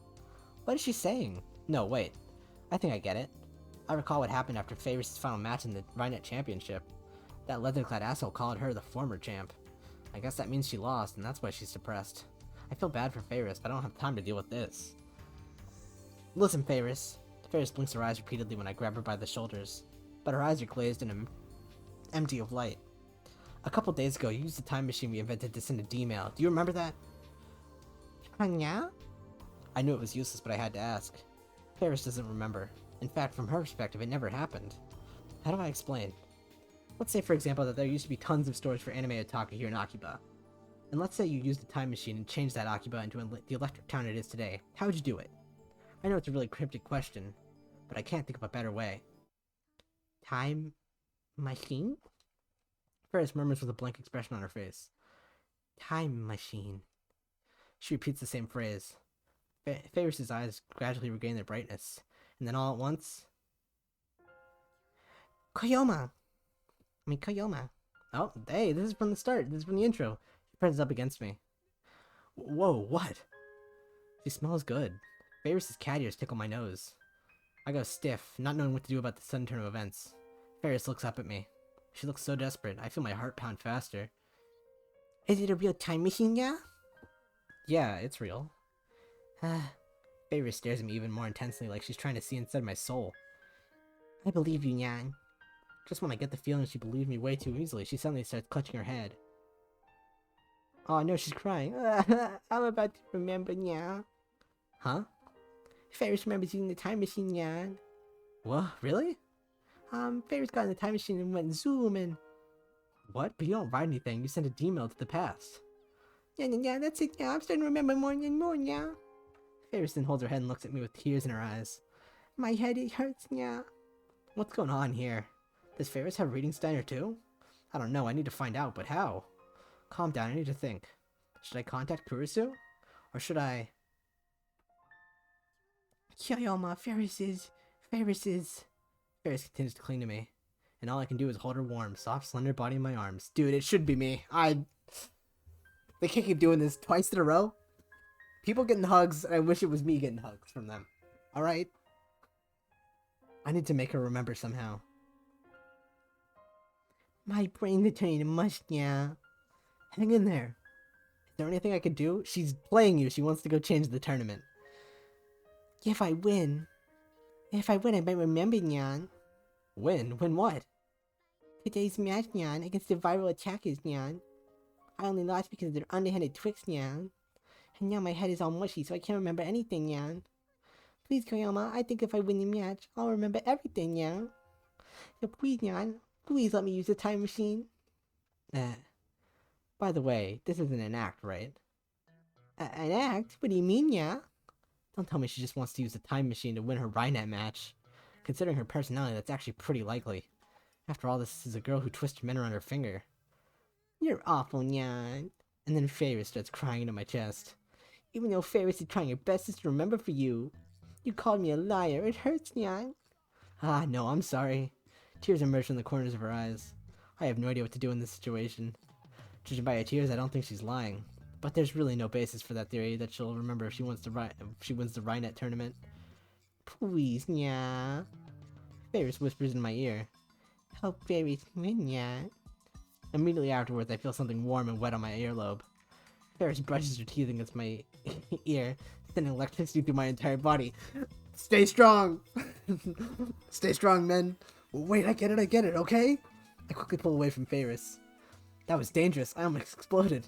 Okay, Ferris, we'll do it your way. For real, Nyan? Yeah, I need you to remember, whatever it takes. Ferris tries to throw her arms around me, but I quickly evade. She face dives into the sofa awkwardly. Why'd you dodge, Nyan? You're being way too familiar. I'm not good at dealing with Ferris. She's using me here, I'm sure. I'm being tricked, aren't I? I shake my head, even so I have no choice but to help her win the tournament. I'll try anything that could possibly yield results. As long as I keep doing that, I'll find a solution eventually. I have to believe that. I'm gonna leave to this morning and give you some advice to allow you to win. How's that? We're not sending a mail, Nyan? Our lab has developed a device for time leaping, or sending your consciousness to the past. Awesome, so it's like New Game Plus, Nyan? Yeah, that's it. Don't play along. Whatever you do, don't play along. So if Ferris uses it to go back to this morning, it'll solve everything, Nyan. You can't. Yeah? Why not, Nyan? I can't let anyone else use the time leap machine. No fair, Nyan. It's not something to be used lightly, it's dangerous. It has yet to fail once so far, but my luck might not last forever. Susan had lost her memory after traveling a broken time machine. Her time machine was different, of course, but something similar could happen with the time leap machine. Considering the time leap machine's low budget and rushed schedule, it won't be surprising if it broke somehow. And there's one more thing. I shouldn't allow anyone else to change the past. My goal is to return to the world line with the IBM 5100 and use it to escape from the Alpha Attractor Field. The fewer changes made, the better. I'll be the one responsible for changing the past. Trust me, Ferris. Okay, Nya.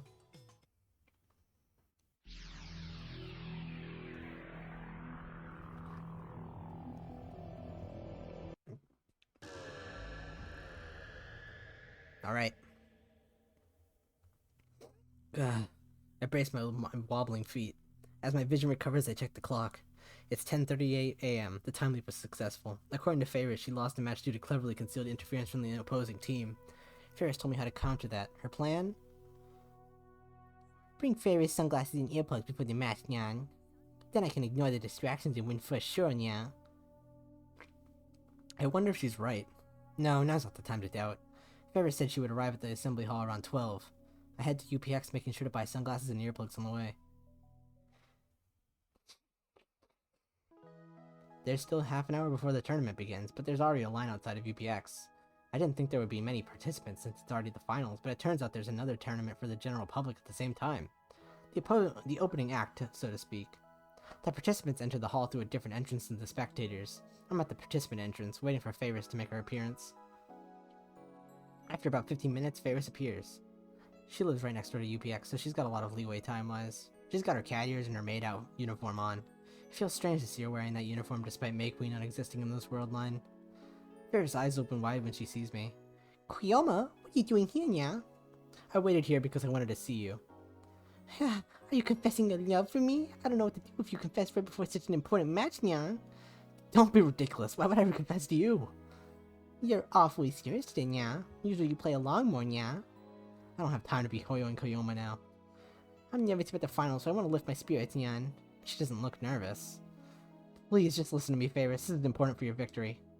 Important? But you don't ever even know the rules of it, yeah? It's not about the rules or anything like that. Then what is it, yeah? She peers at me with questioning eyes. I just want to say, by the way, every time I voice her, I do actually turn my head like a cat. Like, I make cat faces and I do, like, little paw. You can't see, like, obviously I don't have face cam or, like, anything on, but I'm actually doing, like, head tilt and I'm, like, doing a little paw motion with my hand while I'm doing this. But I'm holding my controller with the other hand, so it's my left arm. But I'm, like, pawing at the microphone. I just want to say, because I think I'll totally forget I'm doing this if I don't, like, mention it here. But I am actually, like, squinting my eyes and making, like, little cat faces. She peers at me with questioning eyes. I better give her the goods before I screw this up. Take these with you. I try handing over the sunglasses and earplugs I bought on the way here, but Ferris pulls back as if on guard. Kayoma, that's lame, yeah. How rude. You're supposed to bring nice presents like... It's not a present, these are countermeasures. Yeah? Listen good, I came from the future. I know, yeah. What? She knows? How? Why?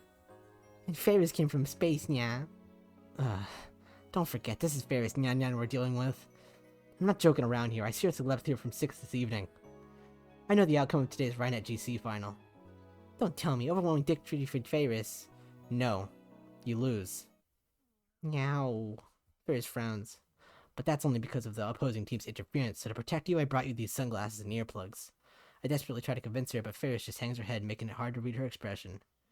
Are you listening? I grab Ferris' slender shoulders, she's shaking. Ferris? Yeah. Koyama, you meanie. And then she suddenly explodes. This is a very important match for Ferris. How dare you say I'll lose, nya? You're being very mean. Are you a viral attack your spy, nya? No, look, it wasn't your fault you lost, it's... Yeah, not in this, nyan. Yep. This is exactly how I expected it to go.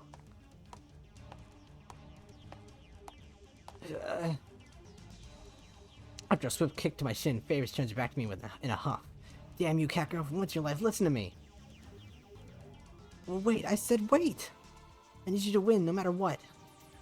Like I said, there's no way I can lose, nya. And I don't want to wear those ugly glasses, nya. Ferris needs to be cute at every moment. My fans be counting on me, nya. Crap, she's getting angry at me now.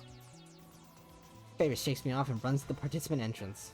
I'm not a participant, so if she makes it inside, that's the end of it. Please hear me out. Burying the plane in my shin, I force my way in front of the Ferris and stand in her way. Ferris, please, Myra's life depends on it. Someone come here, nya. Help me, nya. Ferris suddenly starts shouting. She grabs an attention of the surrounding participants and spectators, even staff members are gathering. Crap, I can't talk about time machines in Myra's life with this much attention around us.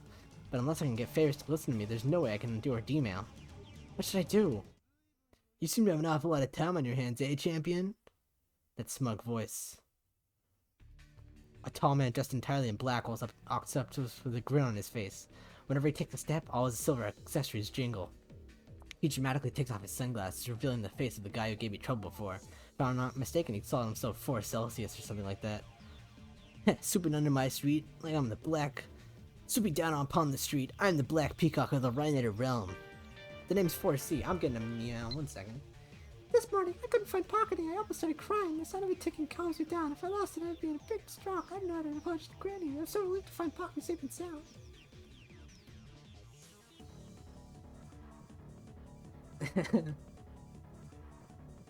That's nice. Reminded her of her grandmother.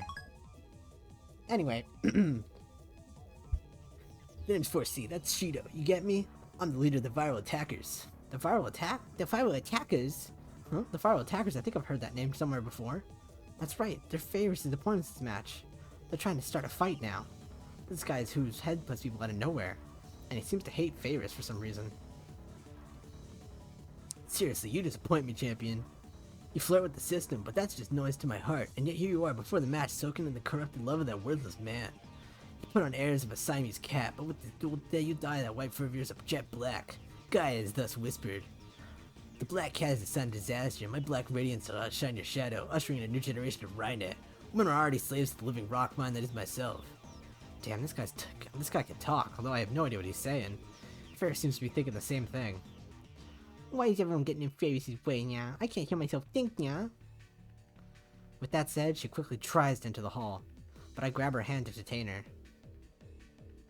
Ferris, I told you to wait. Pause off! I'm begging you, please listen to what I'm saying. Hey, don't you dare describe the man closest to the truth of Rhinet. This is none of your business. Go away. The hell you say? Don't you know I'm the black nobleman of the Rhinet realm? Weren't you the black peacock of the Rhinet realm? Get your story straight. I'm the black peacock nobleman, because black is the symbol of Rhinet.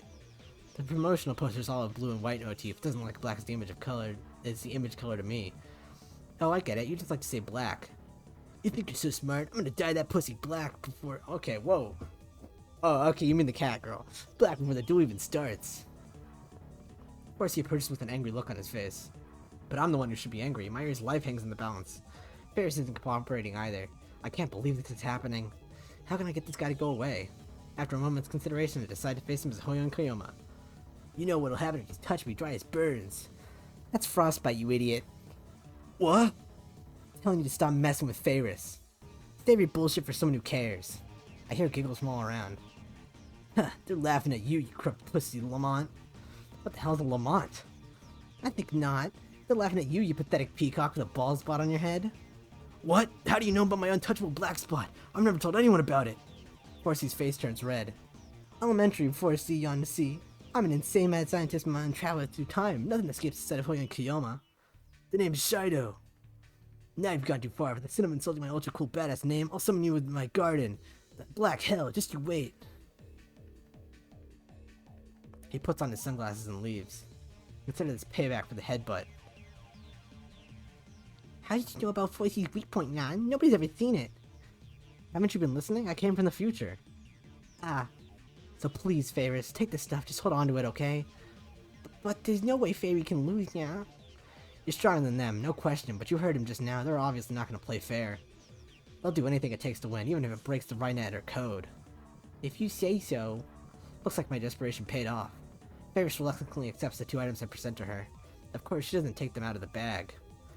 I'm just gonna hold on to them. Is that okay now? Yeah, just make sure you have them with you on the stage. I promise you'll need them. Sooner or later, she won't have a choice. It was fun. I like Ferris. The theme song to the Doneycatjr replays to the hall, signaling the start of the finals. There's a kind of majesty to the scene. The tension of the crown peaks as the voltage reaches a climax. Thanks for waiting, everybody. The finals are about to begin, and we'll see once and for all who is the Rhino Access Battlers and champion. These two teams are about to clash. First up, the defending champion, our queen, the Moe Maid Cat. Ferris Nyan Yan. Oh yeah! Hell in a Cell. Ferris makes her entrance to thunderous cheering. Yay! Clap clap. She smiles brightly and waves to the audience. She really is like a queen. I notice she's not wearing the sunglasses I gave her. Yeah, whatever. And now the challengers, like a comet, they suddenly appeared, blazing across the starry sky. The Dark Horse Nay, Dark Peacock Rhinet World. This is their very first tournament, but despite various troubles, including no-show opponents, they have made it to the finals. They are the Black Absolute Zero. The Viral Attackers! Boo! The Viral Attackers consist of 4 scenes and one short guy with the same black leather fetish. Only a couple of pins. We already kept pockets in the pocket of her apron, so I get to sleep here in the sound. I think that's why Pocky makes the sound makes you so song. They look like a couple of punks straight out of Ikebukuro. I sit in stupefied awe as the excitement around me builds. Daro taps me on the shoulder. You gotta cheer for Ferris 10 too. Yeah.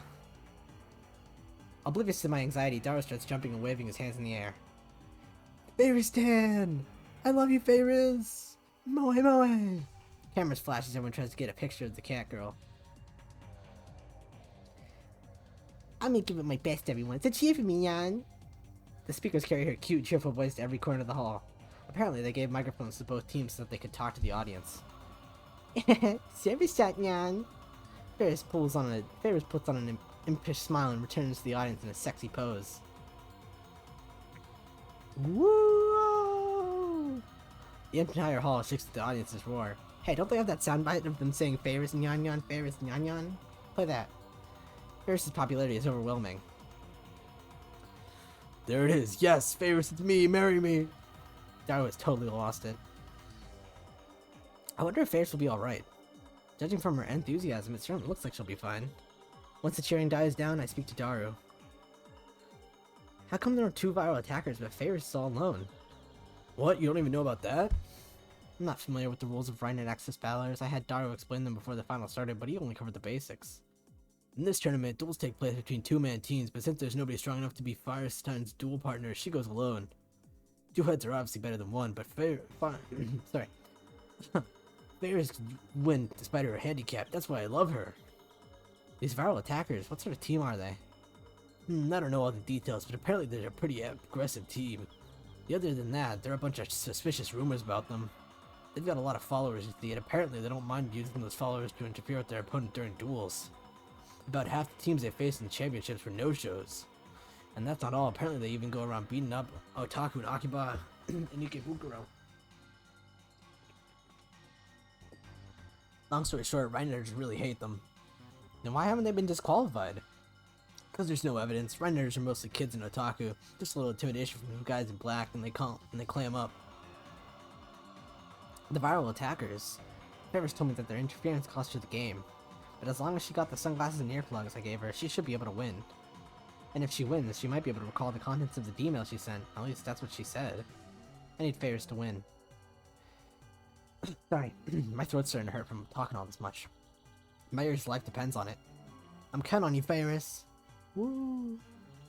Favors rises to the stage, heralded by thunderous cheers. And naturally on the other side is 4C. They face off across the circuit mat. How do teams work exactly? You can discuss with your partner what moves to make. It's harder for the opponent to predict what you're going to do. So basically, the partner just plays a support role. Well, there's nothing to worry about. Favors can beat the daylights out of these punks in the blink of an eye. Are both teams ready? The referee gathers Favors and the 2 virals for a coin toss to decide who takes the first turn. And now, for the Rhine and Axis Battlers Grand Championship Finals! Instantly, silence falls in the assembly hall. Everyone holds their breath in anticipation. Duel Access! The referee shouts signals the start of the game. The room erupts into cheers. Looks like she's playing like poker. She looks like she's at the slots. She's at the craps table. First is Favors.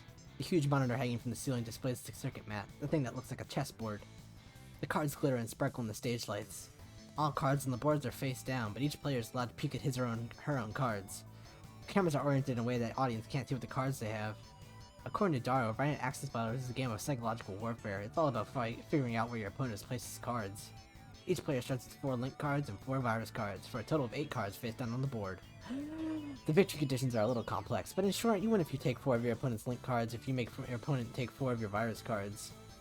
The game starts with each player trying to figure out how the other has placed his or her cards. Knowing your opponent's layout lets you shift the game to your advantage. That's why it's important to be careful what moves you make, whether you're attacking or defending. Your duel partner's there to make it harder for your opponent to read your thoughts. I watched the duel between Favors and the viral attackers unfold before my eyes. Every time a link card or virus card is revealed, waves of excitement ripple through the audience. I'm starting to understand just how amazing Favors must be to become champion all by herself. The audience is on the edge of their seats. As best as I can tell, it looks like the viral attackers are, to the true to their name, on the attack. What sort of strategy does Favors use? I guess you could say she's a slow starter. She spends the first half focusing on reading her opponent's cards. She plays it safe. And instead she waits until the endgame for a sudden reversal. That's probably how she'll play it this time too. While contrary to Daru's expectations, Favors charges into enemy territory with a card equipped with a skill called Line Boost. Undaunted, the virals meet her attack head-on, countering with their own Line Boost equipped card. Oddly enough, Favors makes the first move. She waits for the virals to overextend themselves and snatches one of their cards using her Line Boost equipped card. Now, what's gonna be? We won't know if the card she took was a link card or a virus card until she opens it. The card Favors snatched is... No way! What happened? I can't believe it, she took a virus card. She almost never goes on the offensive. Maybe virals are enough of a threat to warrant a change of strategy. Oh, she looks sad. Looks like our pussy champ here is frightened by the heavy rock wings of the black peacock. If you're showing. And it's your cowardly pussy shivering with... Actually, I don't like these. I think you guys have to stop doing these things. This is a kid's game. Alright guys, be chill with us for a second. Time out. I get to you cowardly pussy shivering with these fallen angel eyes of mine. This little strategy change of yours, it's an obvious fake. My elegant evil heart whispers so. I've done my research. You never go on the offensive. You're a cautious thinking type. I know all about your little mind tricks. You can't fool me. That card you attacked just now is a virus card, no doubt. You think I'll take the bait, don't you? This black nobleman set off a red alarm in your heart, awakening your wild survival instincts, and that's why you suddenly changed our strategy.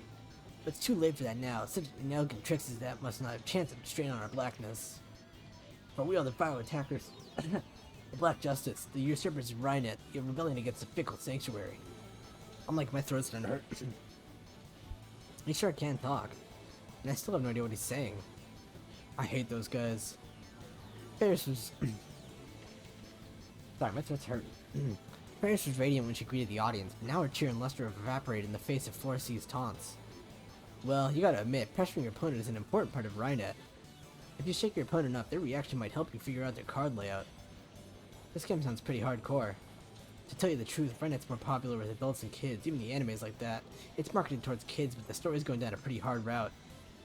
That and Kyurai's trans sexy. Like I care, perv. Only 3 minutes have passed since the start of the duel, and Ferris is already frowning. She's also fidgeting in her seat as if there's something bothering her. A laser! What? Look, near her eyes, there's a red dot. It appears in very short intervals, so it's difficult to spot, but there's distinctly a laser shining in Ferris' eyes. Seriously? Doris jizzes her eyes for a few seconds and shakes his head. I can't tell, but if you're right, Ocarina, then someone in the audience is trying to sabotage her. Damn those virals. Why doesn't the referee stop them? They must be timing it so the referee doesn't see. The audience is huge, it's impossible to tell where the beam is coming from. There could be multiple lasers, or for all I know. Now I get it. That's why Ferris asked me to bring her sunglasses for the time leaves. Put on the damn sunglasses, Ferris. Alas, my telepathic message didn't reach her. I clench my teeth and stand up. Hey, where are you going? I'm gonna find whoever's doing this and stop them. But how are you gonna find them in this crowd? I ignore Darwin and begin waiting to see if Spectre is in search of my target. Meanwhile, the game is still proceeding. Ferris takes the card she's used for her first attack, and instead of sending it into enemy territory for another attack, pulls it to fortify her defenses. The virus respond by unleashing a massive assault on her line. They equip a card with line boost, which allows it to move it twice, and then unequip it. Then they equip line boost to another card and move that. It looks like their strategy is to attack in waves. They even seem willing to make sacrifices to a certain extent.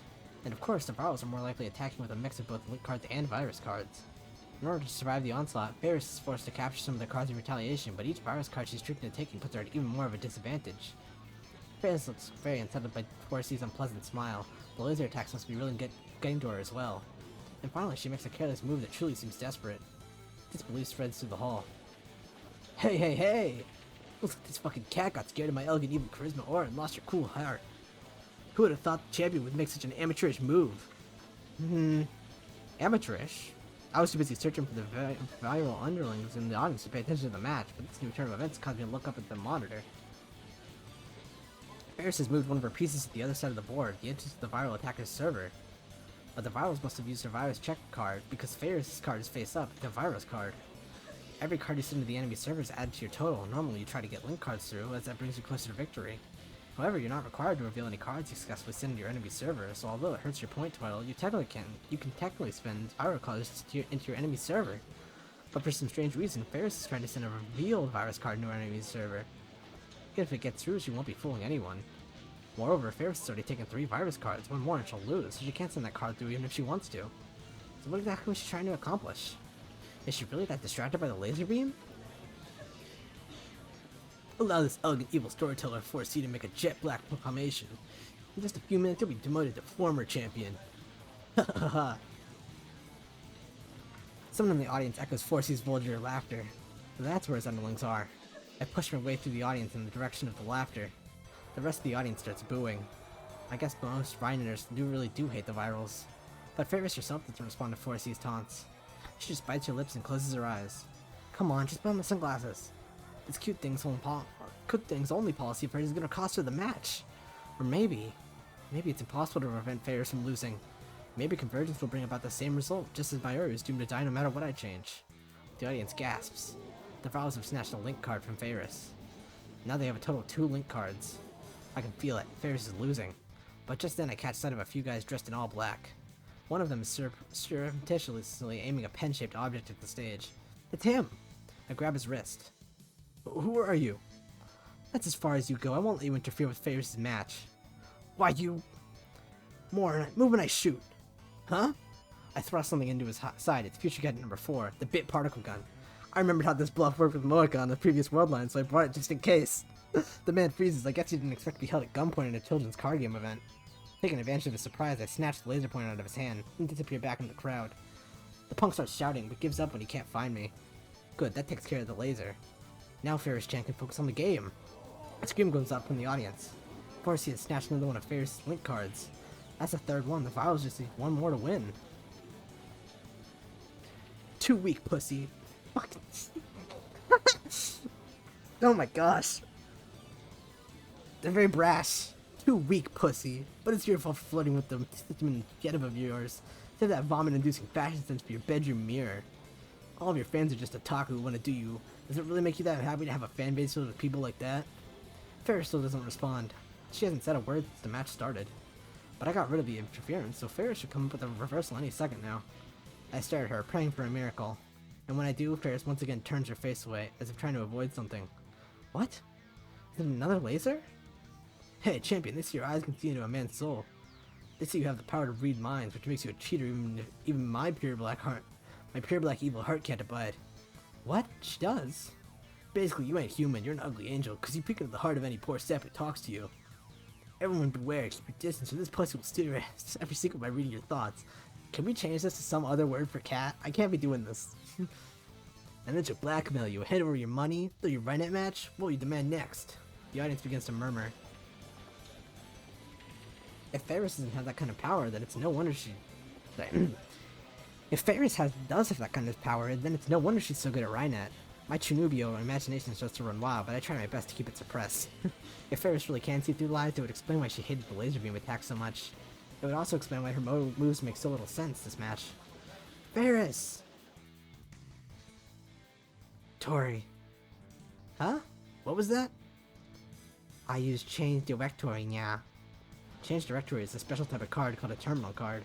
Once per game, it allows you to switch the placement of 2 of your own pieces. Of course, you may also pretend to switch them. Additionally, if either of the 2 cards was exposed by Virus Checker, it gets put back face down. I get it! With the Change Directory, she can switch out the virus card she placed near the enemy's server. And just as expected, Ferris exchanges the virus card with a card that Forsey is surrounded with his cards. Or maybe she just pretended to. Either way, nobody knows which card is the link card and which is the virus card. Nobody except for Ferris, that is. A pretty interesting ploy. But will it work? The viral attackers whisper to each other. Once they're finished, Forsey returns to the circuit map with a shit-eating grin on his face. You can't touch my heartstrings with a boring move like that. Is this your huge reversal plan? Sorry, but I'm Black Peacock. No woman can resist. The elegant evil new generation of the Rhinetter realm.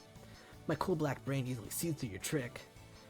No, that wasn't even a trick. It was a complete blunder, champion. Without a moment's hesitation, Forsey captures the piece Ferris placed next to his server. I still only have 2 virus cards. 1 card ain't enough to clip these blackjack wings of mine.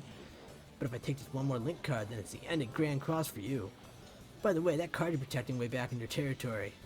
That's the card you used in the opening. The one you equipped with line boost and used to attack me, as if inviting me to take it. I said it before, but there's no way a scared cat like you would send a link card out while it could be captured. In other words, champion, according to my elegant evil skills of deduction, your last link card is the one you're guarding. It's one of the 2 you switched, heh? So I don't even have to check. This Black Peacock's sexual eyes can already see the elegant victory. They can see the contents of your crazy cards. You exchange 1 virus and 1 link. So all I've got to do is take both, and victory belongs to us black noblemen. Wait, is that right? If the card Forsey takes now is a link card, then he wins. But even if it's a virus card, it'd still be match point, and he'll know which card to take for sure. It's gonna end without Ferris demonstrating any of her power. Card open! And the card displayed on the monitor is... a virus card! Is it over? The Virals have taken 3 link cards and 3 virus cards, match point. But Forsey's right, this doesn't even matter. Ferris only has 2 cards left, and Forsey already knows which one is the link card and which is the virus card. Ferris' link card is surrounded by the Viral's cards. There's nowhere to run. Does this mean Ferris is going to lose? No way. There's gotta be some advice I can give her. God, can't think of anything. The end. The world has died black by closing of this Rhinet century. Forsey poses up as if in ecstasy, with both hands stretched wide and his chin cocked up. His attitude disgusts me. I clench my fists. It looks like I'll have no choice but to time loop again and force Ferris to wear the sunglasses. The black revelations have been fulfilled. The pussy champ has fallen from grace to former champ. We, the viral attackers, now raise the curtain to the highest, grandest, sexiest new generation. What are you talking about, Nya? This match isn't over yet, Nya. Ferris is back to her usual speech patterns. She's even got a fearless smile on her face. That's not the look of a Reiniger facing certain defeat. And then Ferris pulls something out of her ears. Wait, earplugs? Those are the ones I gave her this morning. I called it. I was gonna say it, but I didn't want to say it. But I was like, she's wearing the earplugs, right? Because she's not saying anything. She wore the earplugs, but not the sunglasses? Why, to catch the opponent unprepared? What dreamy nonsense are you spewing? The match is already won. You're just pawing at the ground. Why don't you check the card you just took from Fairy, Nyan? What? No way! The card you just took wasn't a link card. No freaking way, in the name of all that is elegant and evil, that's just impossible, that's bullshit. There's no way you'd shoot yourself in the foot by wasting change directory to switch 2 virus cards. Just turn over the card and see for yourself already, Nyan. Forsey slowly flips over the card he took from Ferris. The entire audience waits for the card to be revealed. And then, displayed on the monitor... What? Just when we all thought the card was a link card? A virus card? A huge turnaround! She did it! She really turned defeat into victory! Like she knew exactly what was going to happen. She was in control of the battle all along. The audience goes wild. The cheers shake the hall. We have our winner, Ferris Nyan Nyan, 2-time undefeated champion, congratulations! As the hall rocks with the jubilation of the crowd, Darwin and I clasp hands and share in the excitement of Ferris' victory. With the tournament over, I wait for Ferris outside the hall. I sent Dara home already. I'll have to tell Ferris about Myri soon, and I don't want him to hear it. Kyoma! Suddenly, Ferris runs up to me, paying no heed to the curious stares of the crowd. She's still in her maid clothes, and she's carrying 2 bouquets of flowers which she received from her adoring fans. Congratulations on your victory, Faye! Yay! I won't be mad about this hug. This is a deserved hug. The other ones were also deserved hugs, but this one's for real. Ferris jumps at me before I can finish. She jumps into my arms, embracing me, and there's a warm feeling against my cheek. A kiss? Was that a kiss? Thank for everything, Yan. Ferris smiles innocently. It's like her entire body is glowing with pure joy. No, I can't have you think of me like this. I need something else from you. What's that, Nya? You mean a kiss isn't enough? So you want me to go on a date, Nya? Oh, Kyoma, you're so greedy, Nyan. But you know, Ferris doesn't mind, Nya. Ferris puts on an impish smile. I'm glad those earplugs I gave you did the trick, so get off. It's too hot. I can't. We gotta stay strong, guys. We gotta stay strong. You know me. You know me, I like cats. I've got Doneycatjr in the name. I can't... We gotta stay strong, guys. We gotta stay strong. I forcefully pry Ferris' body off of me. Everyone is staring at us. I'm sorry for doubting you, Nya. It wouldn't have been such a close game if I just believed you to begin with, Nya. Ferris bashfully paws at her head. I take that paw of hers and leave the scene. We get to the overpass and finally lose sight of all the tournament spectators. Ferris, now you listen to what I have to say, right? Yeah? I brought you sunglasses and earplugs, but I didn't come up with the idea. Really, Nya? Then who? You did. Ferris looks at me in confusion. To be precise, the 2 hours from now, the first time you lost the viral attacker's underhanded tactics. And then you asked me to use my time machine to stop them. Your time machine? This was a contract, so to speak. You almost remembered the demo you spent to change the past, even though you shouldn't have forgotten. You said that you'd remember if you won the Rhinet tournament. Huh? Well, do you remember? It's very important, so I need you to try. Ferris stares into my eyes as if she's looking for something. Then she puts her finger against her lips in thought. Finally, she smiles. Ferris is probably pulling your tail, Nya. What? That Ferris was depressed she lost to the virus, Nya. So then when she heard about the time machine, she wanted to let you use it to win, Nya. Because if she didn't, she'd be too ashamed to see Papa, Nya. I'm sure she just played along with Koyoma, and she said she remembered. That's what I think, Nya. That's probably what Ferris would do, Nya. No way. Damn, I was a fool to trust this cat girl. I should have expected this from how she normally acts. I breathed a deep sigh and leaned on the overpass's guardrail. So in the end, all that work was for nothing. I still need to fix the warped timeline, but I don't know the contents of Ferris' email. Ferris forgot it ever happened, and it isn't her sentence history. What should I do? Kyoma. And suddenly, Ferris whispers in my ear. Look in your Ferris' eye, Nya. What? Just look, Nya. Ferris' face is right beside mine. Her breath tickles my ear. We're awfully close. Does she plan to kiss me on the lips this time? But her expression is uncharacteristically serious, so I gulp and do as I'm told. I turn to Ferris and stare into her eyes. Down into her eyes. Ferris looks up at me too. And if an outsider were to see us, I think we were a couple lost in our own world. This is the closest I've ever been to Ferris. I'm captivated by the beauty of her features. Wow, her eyelashes are really long. Nervous, nya? Of course not. I'm busy still solving Fairmont's last theorem in my head. In other words, you're nervous, nya. The truth is, Ferris is only one power, nya. Your power? Do you mean? It's a secret, but I'll make an exemption for Koyoma. Truth is, Ferris can read people's minds, nyan. I call my power Cheshire Break. What's it, nyan? Awesome, nyan. I'm an exception? But the Virals know about it too, didn't they? I had no idea the cat was out of the bag, nya. I won't deny the existence of supernatural powers. After all, I have one of my own called Reading Steiner. Ever since I was small, I could tell what Papa's business partners were thinking from the looks in their faces, nya. It's more like an intuition of my sixth sense, nya, based on eye movements, facial expressions, and gestures. I can tell when someone's lying, nya. Wait, so you've been using that power at Rhinet tournaments? Of course, nya. Ferris is an entertainer, nya. It's my style to get into a tight spot on purpose so I can make a head turn around, nya. Besides, if I wear sunglasses, I can't read my opponent's thoughts, nya. Is that why she didn't put them on? It's because of this power that I knew you weren't lying. But you wouldn't go along with me at all in the beginning, though. She's rubbing my foot the wrong way, nya. Feels like she's tricking me again. And I can tell you're not lying now either, nya. If Ferris used that email thing to change the past, nya, I believe you, nya. I wish I could remember, but I'm sorry, nya. I can't remember, nyan. I see. We've reached an impasse. Well, no, we reached an overpass. Ayo! I'm losing it. How long I've been recording? I've been recording for 2 hours. Alright, we'll finish this conversation with Ferris and do that. I have no choice but to look for some other way. Well, at least we helped Ferris. Huh? I suddenly feel an intense stares on us. I realize that we're surrounded by people. Are they jealous Ferris fans who think I'm her boyfriend? I shudder at the thought, but I don't think that's the case. Then who are they? Mocha's Rounders? Of course not. Yo. A man clad in black steps forward. Oh, it's the bald spot guy again. What does he want now? I realize that the men surrounding us are all dressed like 4C, so I guess all these guys are vital attacker underlings? 4C's gaudy white teeth shine. I've got a word with you, champion. Guy whispered for me to register an objection. An objection? You damn pussy, the power to read the minds of your components? That's bullshit. I know you were cheating. Was it cheating? You're the ones who were cheating.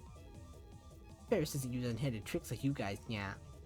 The hell you say? I, the Black Hole Nobleman, swear to the god of the elegant evil realm that I never cheat. Though sometimes I do other things. Okay, you corrupt white Siamese cat. I ain't gonna accept that defeat. That last change director was a fraud. You don't have any proof. Hey, using clueless, I'll tell you. If I say it's black, it's black. That's the truth of Rhinet. These guys came here to make completely false accusations. Doesn't look like they'll take no for an answer. And they've surrounded us so we can't escape. By the way, your old man's some kind of big shot in Akbara, isn't he? I bet he pulled strings so they'd let you win. That's what all the hip Rhiners are saying, you know? You're such a scoundrel. You ain't got a bit of ability. You ain't even a white Siamese cat. You fat-ass pig crawling in the mud. Alright, man. The crowd grows louder. Beyond the wall of viral henchmen, there are some homebound Rhinet spectators watching from a distance. The virals start jeering loudly. Seriously, I thought we went way too well, but you're telling me it was rigged? This cat girl's the worst. So that's the kind of person Ferris is, a filthy cheater. That's how it is, champion. No, champion. On your knees, bow before me, the Black Lucifer 4C, rub your head in the ground and beg for mercy. And then forfeit your throne, do all that and swear to Lucifer forgive you for your deeds. That's right, turn on your victory. And never come back to Rhinet Access Battles again. Quit Rhinet, you bitch. The cheers fly from the surrounding virals. None of the onlookers approach. I guess they don't want to get involved. What a farce. How long do we have to listen to this? Let's go, Ferris. Yeah? I grab Ferris's wrist and force her way through the surrounding virals. As we run from the place, I look back and see... Hold it right there! Horsey and his group are chasing after us. All we can do is run. Hello? It's me. What? I'm busy now! You still at the hall? No! You haven't seen Ferris 10, have you? Actually, everything's on fire. On fire? What is? Her blogs and fan sites. Damn, the viral attackers must be flooding the net with false accusations. Those scumbags. I'm hanging up. I press the end call button and run even faster. Yo, my guys are still killing it, yeah? Keep running. Just keep running. While gasping for oxygen, I pull Fayris by the hand and run faster. We zigzag through the streets of Akiba until we loop back to the UPX. Ferris's home was right next door. We should have gone there first. My lungs are on fire. My legs are aching. What? Ferris tugs at my sleeve, stopping me. I look at where she's pointing, and there I see several unsavory-looking young men clad in black leather loitering near the apartment building's entrance. Damn, they got here first. We can't get in like this, yeah. Let's get out of here. Back to the lab? No. We tried to cut through Yoribashi and head to Dory, but get caught en route. There they are! Text the location! Damn, how many of them are there? All we can do is turn back. We won't make any progress if we keep running like this. We need to find somewhere we can rest. The lab, we can manage something if we escape there. We need to get there somehow. But there are virals littering around the lab. There's no way we can get past them. They end up seeking refuge in the ramen shop behind the lab. On another world line, this is May Queen plus Nyan, where the Fayris and Mayuri worked as maids. Why are we stopping here now? We need to run! My Queen's second floor now seems to be the storehouse to the ramen shop downstairs. Actually, that might be the perfect place to hide. I take Fayris' hand and run up the stairs. Oh, a new background. In the empty room, the piles of what seems to be bags of flour. Fayris and I hide behind one such file. I just hope nobody saw us come in. Let's wait until those assholes give up. I take out my phone and open the composed mail section. I sent Darwin an SOS. Help! Fayris and I are hiding above ramen suaboru. I don't know. Pasta boru. It's mostly empty with some sacks of wheat flour. Nothing that looks useful as a weapon, and nothing big enough to hide behind. The viral attackers are chasing us, and I don't think they can be reasoned with. Normally I'd have no trouble taking on all of them, but I can't use my full strength with Fayris nearby. Call us a taxi pronto. I sent an email. The email. Ugh. It's hot as hell in here. The running has made me thirsty. If this were May Queen, we'd have air conditioning and I could get something to drink. Yeah? Oh, nothing. I just said the first thing that came to mind, but Fayris looks at me strangely. How do you know the name of the maid cafe that was supposed to open here, Nya? Eh? Oh, I know. We opened up the homepage for a little bit to post maid recruiting information, Nya. Did you see it? It was supposed to be open? It was supposed to open? Fayris organized the maid cafe's plan and passed it through the conference. It was almost a done deal, Nya. But at the last moment, Papa put his paw down and the plan died, Nya. Papa's such a blockhead, Nya. If he left the store to me, it would have been the best maid cafe in all of Japan with minimum costumes and fantastic maids, Nya. It would have even pulled customers to Akiba from all the way over in Ueno and Ikebukuro. It's such a waste, Nya. Huh. The way Akihabara I know catered to fans of games, anime, and moe culture. The current Akihabara is still an electric town of old. This used to be the maid cafe, May Queen plus Nyan, but now it's a ramen shop. And if I remember correctly, Fayris wasn't this attached to Rhinet access buyers on her previous world line. Fayris, no. Akiha Harumio. Hanya? You're the Akiha daughter and heir, so you go to the Akihabara City Development Conferences too, right? Yeah, I don't attend, yeah. You don't? But didn't you say that? Did you say that before the world line changed? Papa's the one who goes to the conferences, yeah. Why would Fayris go to them, yeah? Then when did you go to the conferences? Like I said, I don't, yeah. That's right, it makes no sense for a high school girl to participate in development conferences, much less the mastermind behind the moeification of Akiba. Moe shops began to spring up around 2002, didn't they? Back then, Fayris was still 9 years old. Could this be a clue to the contents of Fayris' email? Your dad's into retro PCs, right?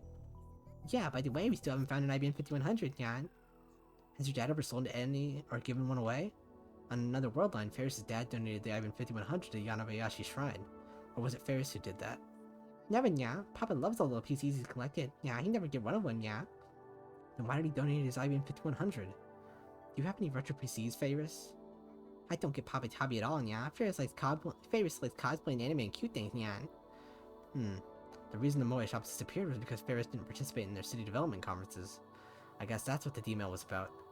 Let's say you participated in city development ever since you were a child. I'd put moe shops all over Akiba, yeah. Just visit Kamimon and you'd see the wonders of Otaku power, yeah. I'm sure more people would visit Akiba Den, Yan. That aside, if you no longer wanted to participate after participating for all that time, how would you stop yourself in the past? Is that some sort of psychological test, Nyan? It's just a hypothetical question.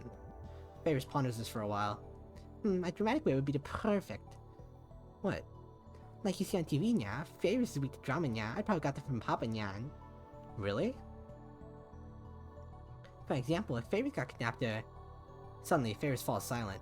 It's a dark room, I can't read her expression. Kidnapped? Ferris? What's wrong? Ferris suddenly clutches her head.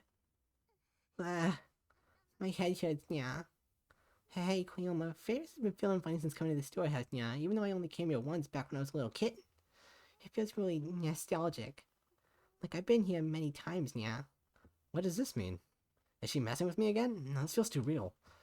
Her face lights up, and then she grabs my arm. I remember. Remember what? I remember, Nya. The force of her declaration stifles my response. Back when Bliss Nyan squared. Koyoma and Darnyan were regular customers, Nya, and Mayushi worked here too, Nya. Oh shit, really? Really, you remember that? Ferris nods. And how Koyoma and Dara talked about the time machine in the store, and how I asked to use it in return for helping find the Ivan 5100. And how later I convinced Koyoma and Darnyan it was weird to compare time to a river. And how I took the blood oath to become a lab mem. I'd almost forgotten those things myself. In the D-mail, do you remember what you sent? Ferris lets out a sigh. Her smile suddenly disappears. Don't tell me that's all she remembers. Or was she tricking me again? I remember, but you said you have to cancel it, Nyan? Yes, I need to undo the changes made to the past by your D-mail. You can't, Nyan. Ferris shakes her head violently and presses her body against me again. We're alone in this dim storehouse. I can feel her hot breath against my cheek. There's no one here to see us. We're safe. I feel myself getting excited by her proximity. No, I need to keep my cool. You cannot do it, Nyan. Please, listen, Ferris. Mayuri's life depends on it. Eh? Mayushi's? If we don't return the world line to normal, if I don't get that IBM 5100, then Mayuri will die. I know it sounds ridiculous, but it's the truth. So please, I need you to send in a D-mail and cancel the one you... The witch fairy's made with her D-mail. Ferris cuts in as if to silence me. Her eyes are wet, reflecting the dim light. The witch fairy's made was to save Papa, who died 10 years ago, Nya. Huh? What? I exchanged the password Papa died for a password he didn't die, Nyan. You mean that kind-looking man, her father, died 10 years ago? That's consistent with everything now that I think about it. Ferris really has remembered her D-mail. Now that I know the result, all I have to do is send the cancellation D-mail. But it's not so simple. I need to cancel that D-mail that prevented her father's death 10 years ago. Isn't that the same as killing him again? Huh? I hear the door open and quickly cover Ferris' mouth with my hand.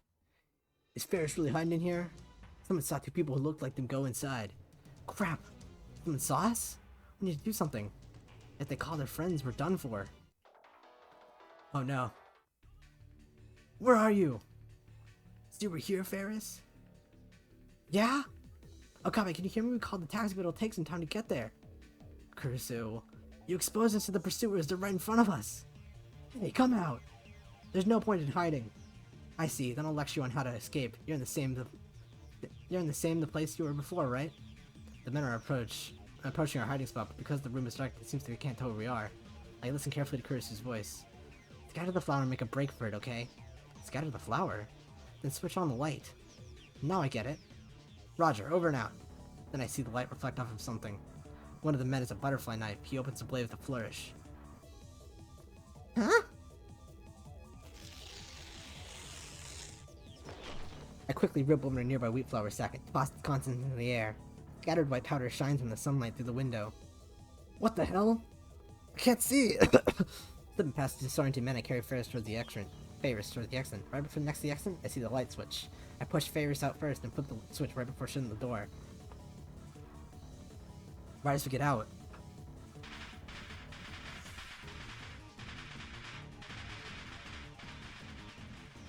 Sound like firecrackers resounds from the other side of the door. A dust explosion. I've seen the same trick used by guys like MacDiver and Master Cheaton. That should distract them long enough for us to escape. Ferris coughs, shaking wheat flour off of her clothes and hair. But there's no time for spare. The taxi still isn't here. But it's not like we can wait for it. We need to leave here now. However, you're not getting away. Get them! Crap! Ooh, we were headed for the lab, but got ambushed. Oh no. Soon, Ferris and I are surrounded by men with fires of hatred burning in their eyes. Yo, what got you now? The crowd parts down the middle and Forrest C steps forward wearing a hat. I'll teach you one thing, you can't escape my totally bad black aura. I shield Ferris in my body. Forrest, he cracks his knuckles and smiles. I always fight the system, and once again my elegant evil story ends in perfect victory. Stop, don't you lay a finger on me. The only thing I can do is stop faltering is to go into Hoyon Koyoma mode. If you take another step, the power of my right arm will break free. Always the front line of the scene stands one man. That one man is the peacock black and its black wings. Ah, calm down, right arm of mine. No, the deal is coming undone. Run away, all of you. Your lives are in jeopardy. I'll elegantly floor you with my crazy dance, the one chosen by the jet black wings of none other than I. No, my right hand. My right hand. Please stop. I don't want to kill anymore. Hey, what the hell is he doing? Something strikes the top of my head. One of the virals threw a can at me. Don't let him trick you. He's just a textbook Chunobyo case. Chunobyo. Yeah, like guys you guys can talk. Whatever, just kick his ass. Very well, then prepare yourself for releasing resistance set. Before I can finish, Force, he kicks me in the solar plexus. Koyoma! He grabs the top of my head and knees me repeatedly. Finally, he lets go of my hair. I start coughing as soon as I hit the ground. Next, Force, he leads into me with heavy kicks to the head and body. I raise my arms to protect my face. I told you, man, this cold is the coldest ice burns. That's frostbite, you idiot. Why, you? He starts stomping on me with his booted heels. Koyoma! All I can feel is pain. I abandon all thought and wait for the storm to pass. Stop it, I don't you want Koyoma anymore. Don't tell me what to do, I don't listen to the whispers of Gaia. First he grabs my thumb in both hands and he starts to twist. Stop it, someone help!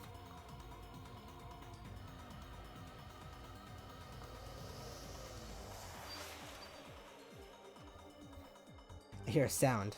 A car's exhaust. The honking of a horn. A limousine barrels into the alleyway at terrific speed. Everyone screams and scatters to avoid it. The smell of burnt rubber. Tire tracks in the asphalt. The limousine stops right in front of my fallen body. The back door opens. Get inside! Papa! But I can't even stand up. There's no strength in my body left. My vision's blurry too. Slender arms wrap around my body, pulling me towards the car. The soft scent of citrus tickles my nose. Hey, Nyanya.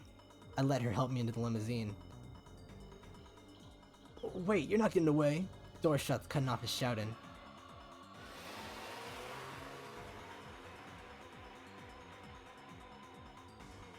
The car speeds off like a bullet.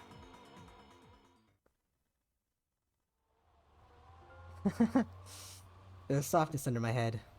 We're inside the limousine, my head is resting on Ferris's lap. Every inch of my body feels like it's on fire. And at the same time, there's a terrible cold in my bones. I can barely hear, my ears are ringing.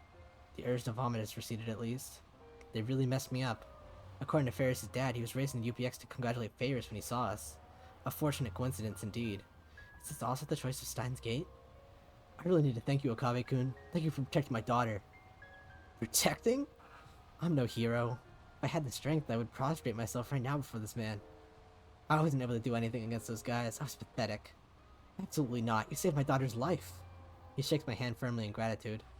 Oh, Papa, I thought I told you not to push yourself since you got important work to do. You should listen to me, nya. Ferris looks happy as she says that. However, I recall what Ferris told me in the ramen shop.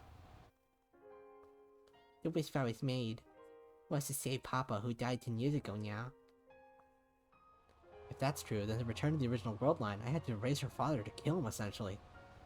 I always keep my promises to you, Rumiho. I made that decision long ago.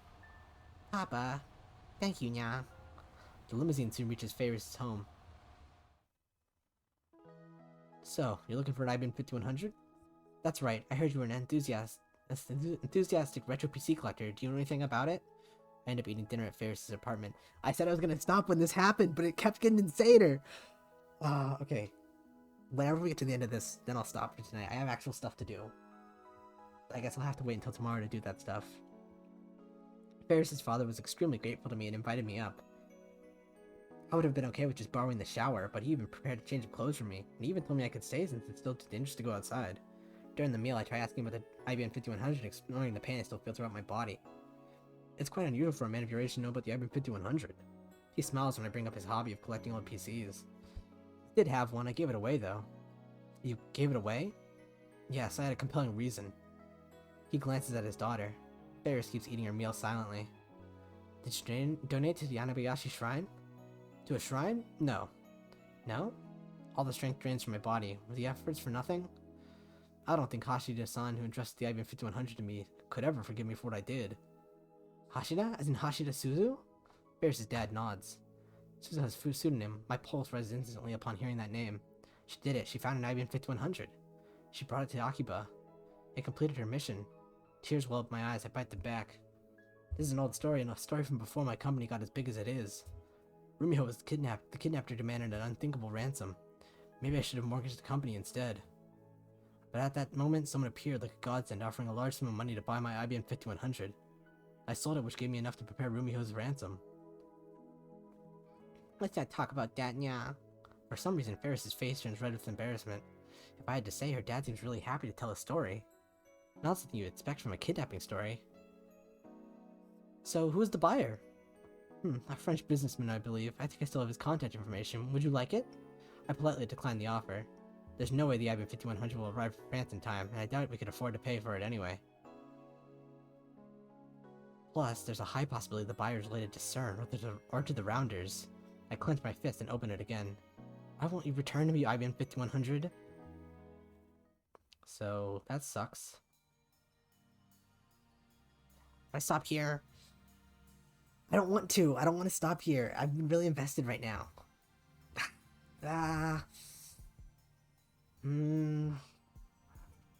Okay, we won't stop here. Thought. It's well past midnight and I'm still awake. My body hurts too much to sleep, and then there's the question eating at my mind. What should I do? How can I cancel the demo that saved Ferris' father? My encounter with the man himself has given birth to unnecessary internal conflict. I'm about to steer Ferris' father away from her. I need to do it to save Mayuri. But does that give me the right to play God? I hear a knock, and the door opens. I don't really want to stop here. I'm too invested. It's gonna be a long... Okay, this is gonna be a long episode. I'm sorry, guys. Kyoma?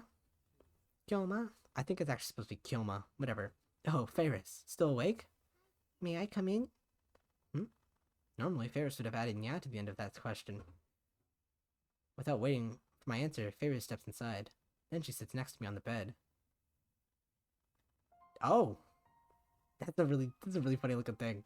She's not wearing her cat ears. Yeah, I just realized she wasn't wearing her cat ears. Thanks for earlier. When the viral gang strategy chasing me, I was really scared. Does she have a fever or something? Why is she talking normally? She usually pretends to be a cat girl. Does this mean she's not using her Ferris persona right now? Is this the real Akiha Rumiho? It's actually refreshing to hear Ferris talk normally like this. It excites me for some reason, like she's showing me a side of herself that no one has ever seen. That wasn't the first time I've ever felt such a black emotion from a huge crowd of people. Those guys were obsessed with black. She slapped me on the knee lightly. Come on, I'm trying to be serious. What? Even her retort is normal. The person sitting in front of me isn't a cat-eared maid, and she isn't the Rhinet champion. She's a normal girl. Does it still hurt? No, I'm fine. Koyama, I mean Okabe-san, I don't know what would have happened if you hadn't been there. I shivered just thinking about it. Don't correct yourself like that. Just call me what you usually do. Ferris sighs. Anyway, Koyama, I can't thank you enough. Thank you, honestly. You know what, Koyama? You're my prince. Prince? What's with the fairy tale talk? She's giving me goosebumps. This calls for Toya and Koyama. I'm not a prince. I'm an insane mad scientist and... Oh! Before I finish, Ferris throws herself on top of me. She wraps her arm around me tightly. Ferris? I want you to call me Rumiho. No, Ferris is Ferris, remember? This is bad. What should I do? What does Ferris want? Hey, I think it's time to end this. Huh? You went back in time and risked your life to save me. So I want to grant you your wish too. But... I swallowed the rest of my words. Granting my wish would mean erasing her father's existence. My heart aches. It was like this with Suzuha too.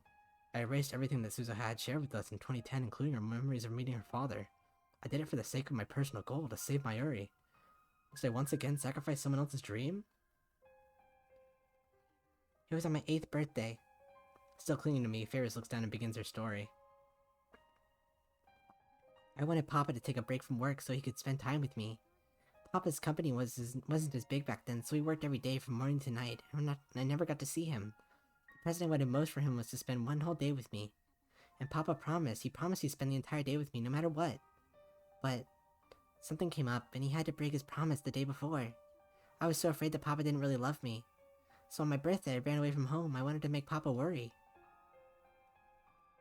Ferris pauses here for a time. Then she looks up at me and continues with tears in her eyes. The plane Papa was on made a bad landing. Only one person died in the accident, everyone else was unharmed. Don't tell me. The one casualty was Papa. That was before the world line changed. I couldn't believe the world would be so cruel to me. I hate you, Papa. You should just die. Those are the last words I ever said to him. And that's how our relationship ended, forever. I can hear the tears in her voice. I loved him, so why? Why did I say those things to him? I always felt guilty because of what I said. I always wished I could go back in time, change what happened. Then, did fate guide us to each other? When I heard you talking about your time machine, I thought I was being given a chance. Ferris, Romeo, that's enough for today. You don't have to say anything more. No, let me finish. Ferris doesn't let go of me. She sniffles and wipes away her tears, putting on a smile. I'm okay now. Papa came to save me, so I know how much he really loves me. I really enjoyed having this time to spend with him. It was like a gift to us from heaven. But now you need to change things back to the way they were. But Mayushi's a very important friend to me. If Mayushi's in danger, I'll do anything to save her. I'm sorry. Weren't you listening? This current reality isn't reality at all, but rather a gift to my father and me. Or maybe I should call it a dream. Papa doesn't belong in this time. You're just turning things back to normal. Thank you for letting me have this dream, Koyoma. Are you really okay with that? Ferris buries her face into my chest. Actually, I'm not okay at all. I remember how things were before the world changed. But I also remember how everything was after the world changed, you know? I'm actually kind of freaking out right now. What happened before the change and after the change are all mixed up inside me. I don't know which one is real anymore. But if I try to fight it, it'll just make you sad, won't it? I don't want to make you sad. You're my prince, after all. We can do something. There might be a world where you don't lose your dad and Mayuri doesn't die, if we try. It's okay. I've accepted it. I don't want to run away anymore. There's nothing I can say to that. So instead I tightly embrace her slender body. Thank you. Hey, is it okay if I cry a little before we change things back? Is it okay if I cry for Papa? She's already crying, but I don't say anything. Instead, I silently nod. Ferris's body trembles with emotion as I hold her. Her father is sleeping in the room next door, so she probably doesn't want him to hear. She cries into my chest, muffling her sobs. Aw, man. This sucks. It's almost noon. I feel dizzy. It's like my brain is rusty. My whole body is heavy with fatigue. The pain from my wounds subsided, thankfully, but in the end I couldn't sleep a wink. I promised Ferris that we'd commence the operation at noon. Until then, we wait at Ferris's apartment. I've already contacted Dario and the others back at the lab. I told them we'd be able to perform an experiment today. Kyoma. Ferris. I can see the traces of tears on her face. The sight makes my heart ache. I'll go say my last goodbyes to Papa Nyan Nyan. Oh? Her usual speaking habits returned the second she donned the cat ears. What a nifty piece of equipment. Let me be alone with Papa for a while, Nyan. Maybe I should say wait. Maybe I should say sorry. But I say nothing to front Ferris's back as she heads to her father's study. By the time Ferris finishes her farewells with her father and comes out of the study, the phone wave name subject to change, his settings are already complete. I contact Dara with the lab and make sure the Brawn Tube Workshop's 42-inch CRT is turned on. Now all we have to do is send the D-mail. But I hesitate. Instead of meeting Ferris's eyes, I look down at my feet. Eternal separation from her father. I wonder what Ferris is thinking now. Don't be like that, Koyoma. You've done nothing wrong, Nyan. But... Nyan, no more talking, Nyan. Okay. I can't stay sad when Ferris is trying to cheer me up. I steel myself for what I need to do. Yesterday, just before she left the room, Ferris told me the contents of the first email she sent. 100 mil for your kid. Take the train. That mail stopped her father from getting on the airplane. As a result, she didn't die. He didn't die. But that wasn't the only effect it had on the timeline. Her father needed to sell the IBM 5100 to prepare the 100 million yen ransom. As a result, Ferris never donated the IBM 5100 to the Yanabayashi Shrine. With her father alive, Ferris didn't participate in Akihabara's city development conferences. Otaku-oriented businesses never took root in Akiba. May Queen Plus Non Square never opened. Ferris wasn't as busy, which allowed her to join the Rhinet tournament circuit. In other words, this world-line Ferris had a normal life. has a normal life. On the world that I came from, Ferris was not only a student, but also the heir to her father's company, an influential member of the Akihabara's development board, and also a part-time maid waitress. Which life is better for her? Which will give her greater happiness? That's not my decision, it's hers. And her decision is to return to the way things were. I'm just here to help wake her up from this dream. Ferris has already entered the cancellation email. JK on ransom. I love you, Papa. See you soon. These are Ferris's true last words to her father. When we change things back, will my memories of this world disappear, Nyan? Of course not, you remember. You have memories from both worlds right now, don't you? Is that why you were so desperate to help Ferris, Nyan? That's open to your interpretation. I feel my cheeks get warm, so I hang my head and hide my face. Ferris doesn't want her to forget her time with Koyoma, Nyan. Thank you. I take Ferris's phone. I'm sorry, Ferris. I lied to you. This is fucked up. This is fucked up. I don't want to do this, man. This is fucked up, man. I like how they have a new phone graphic. Alright. Send.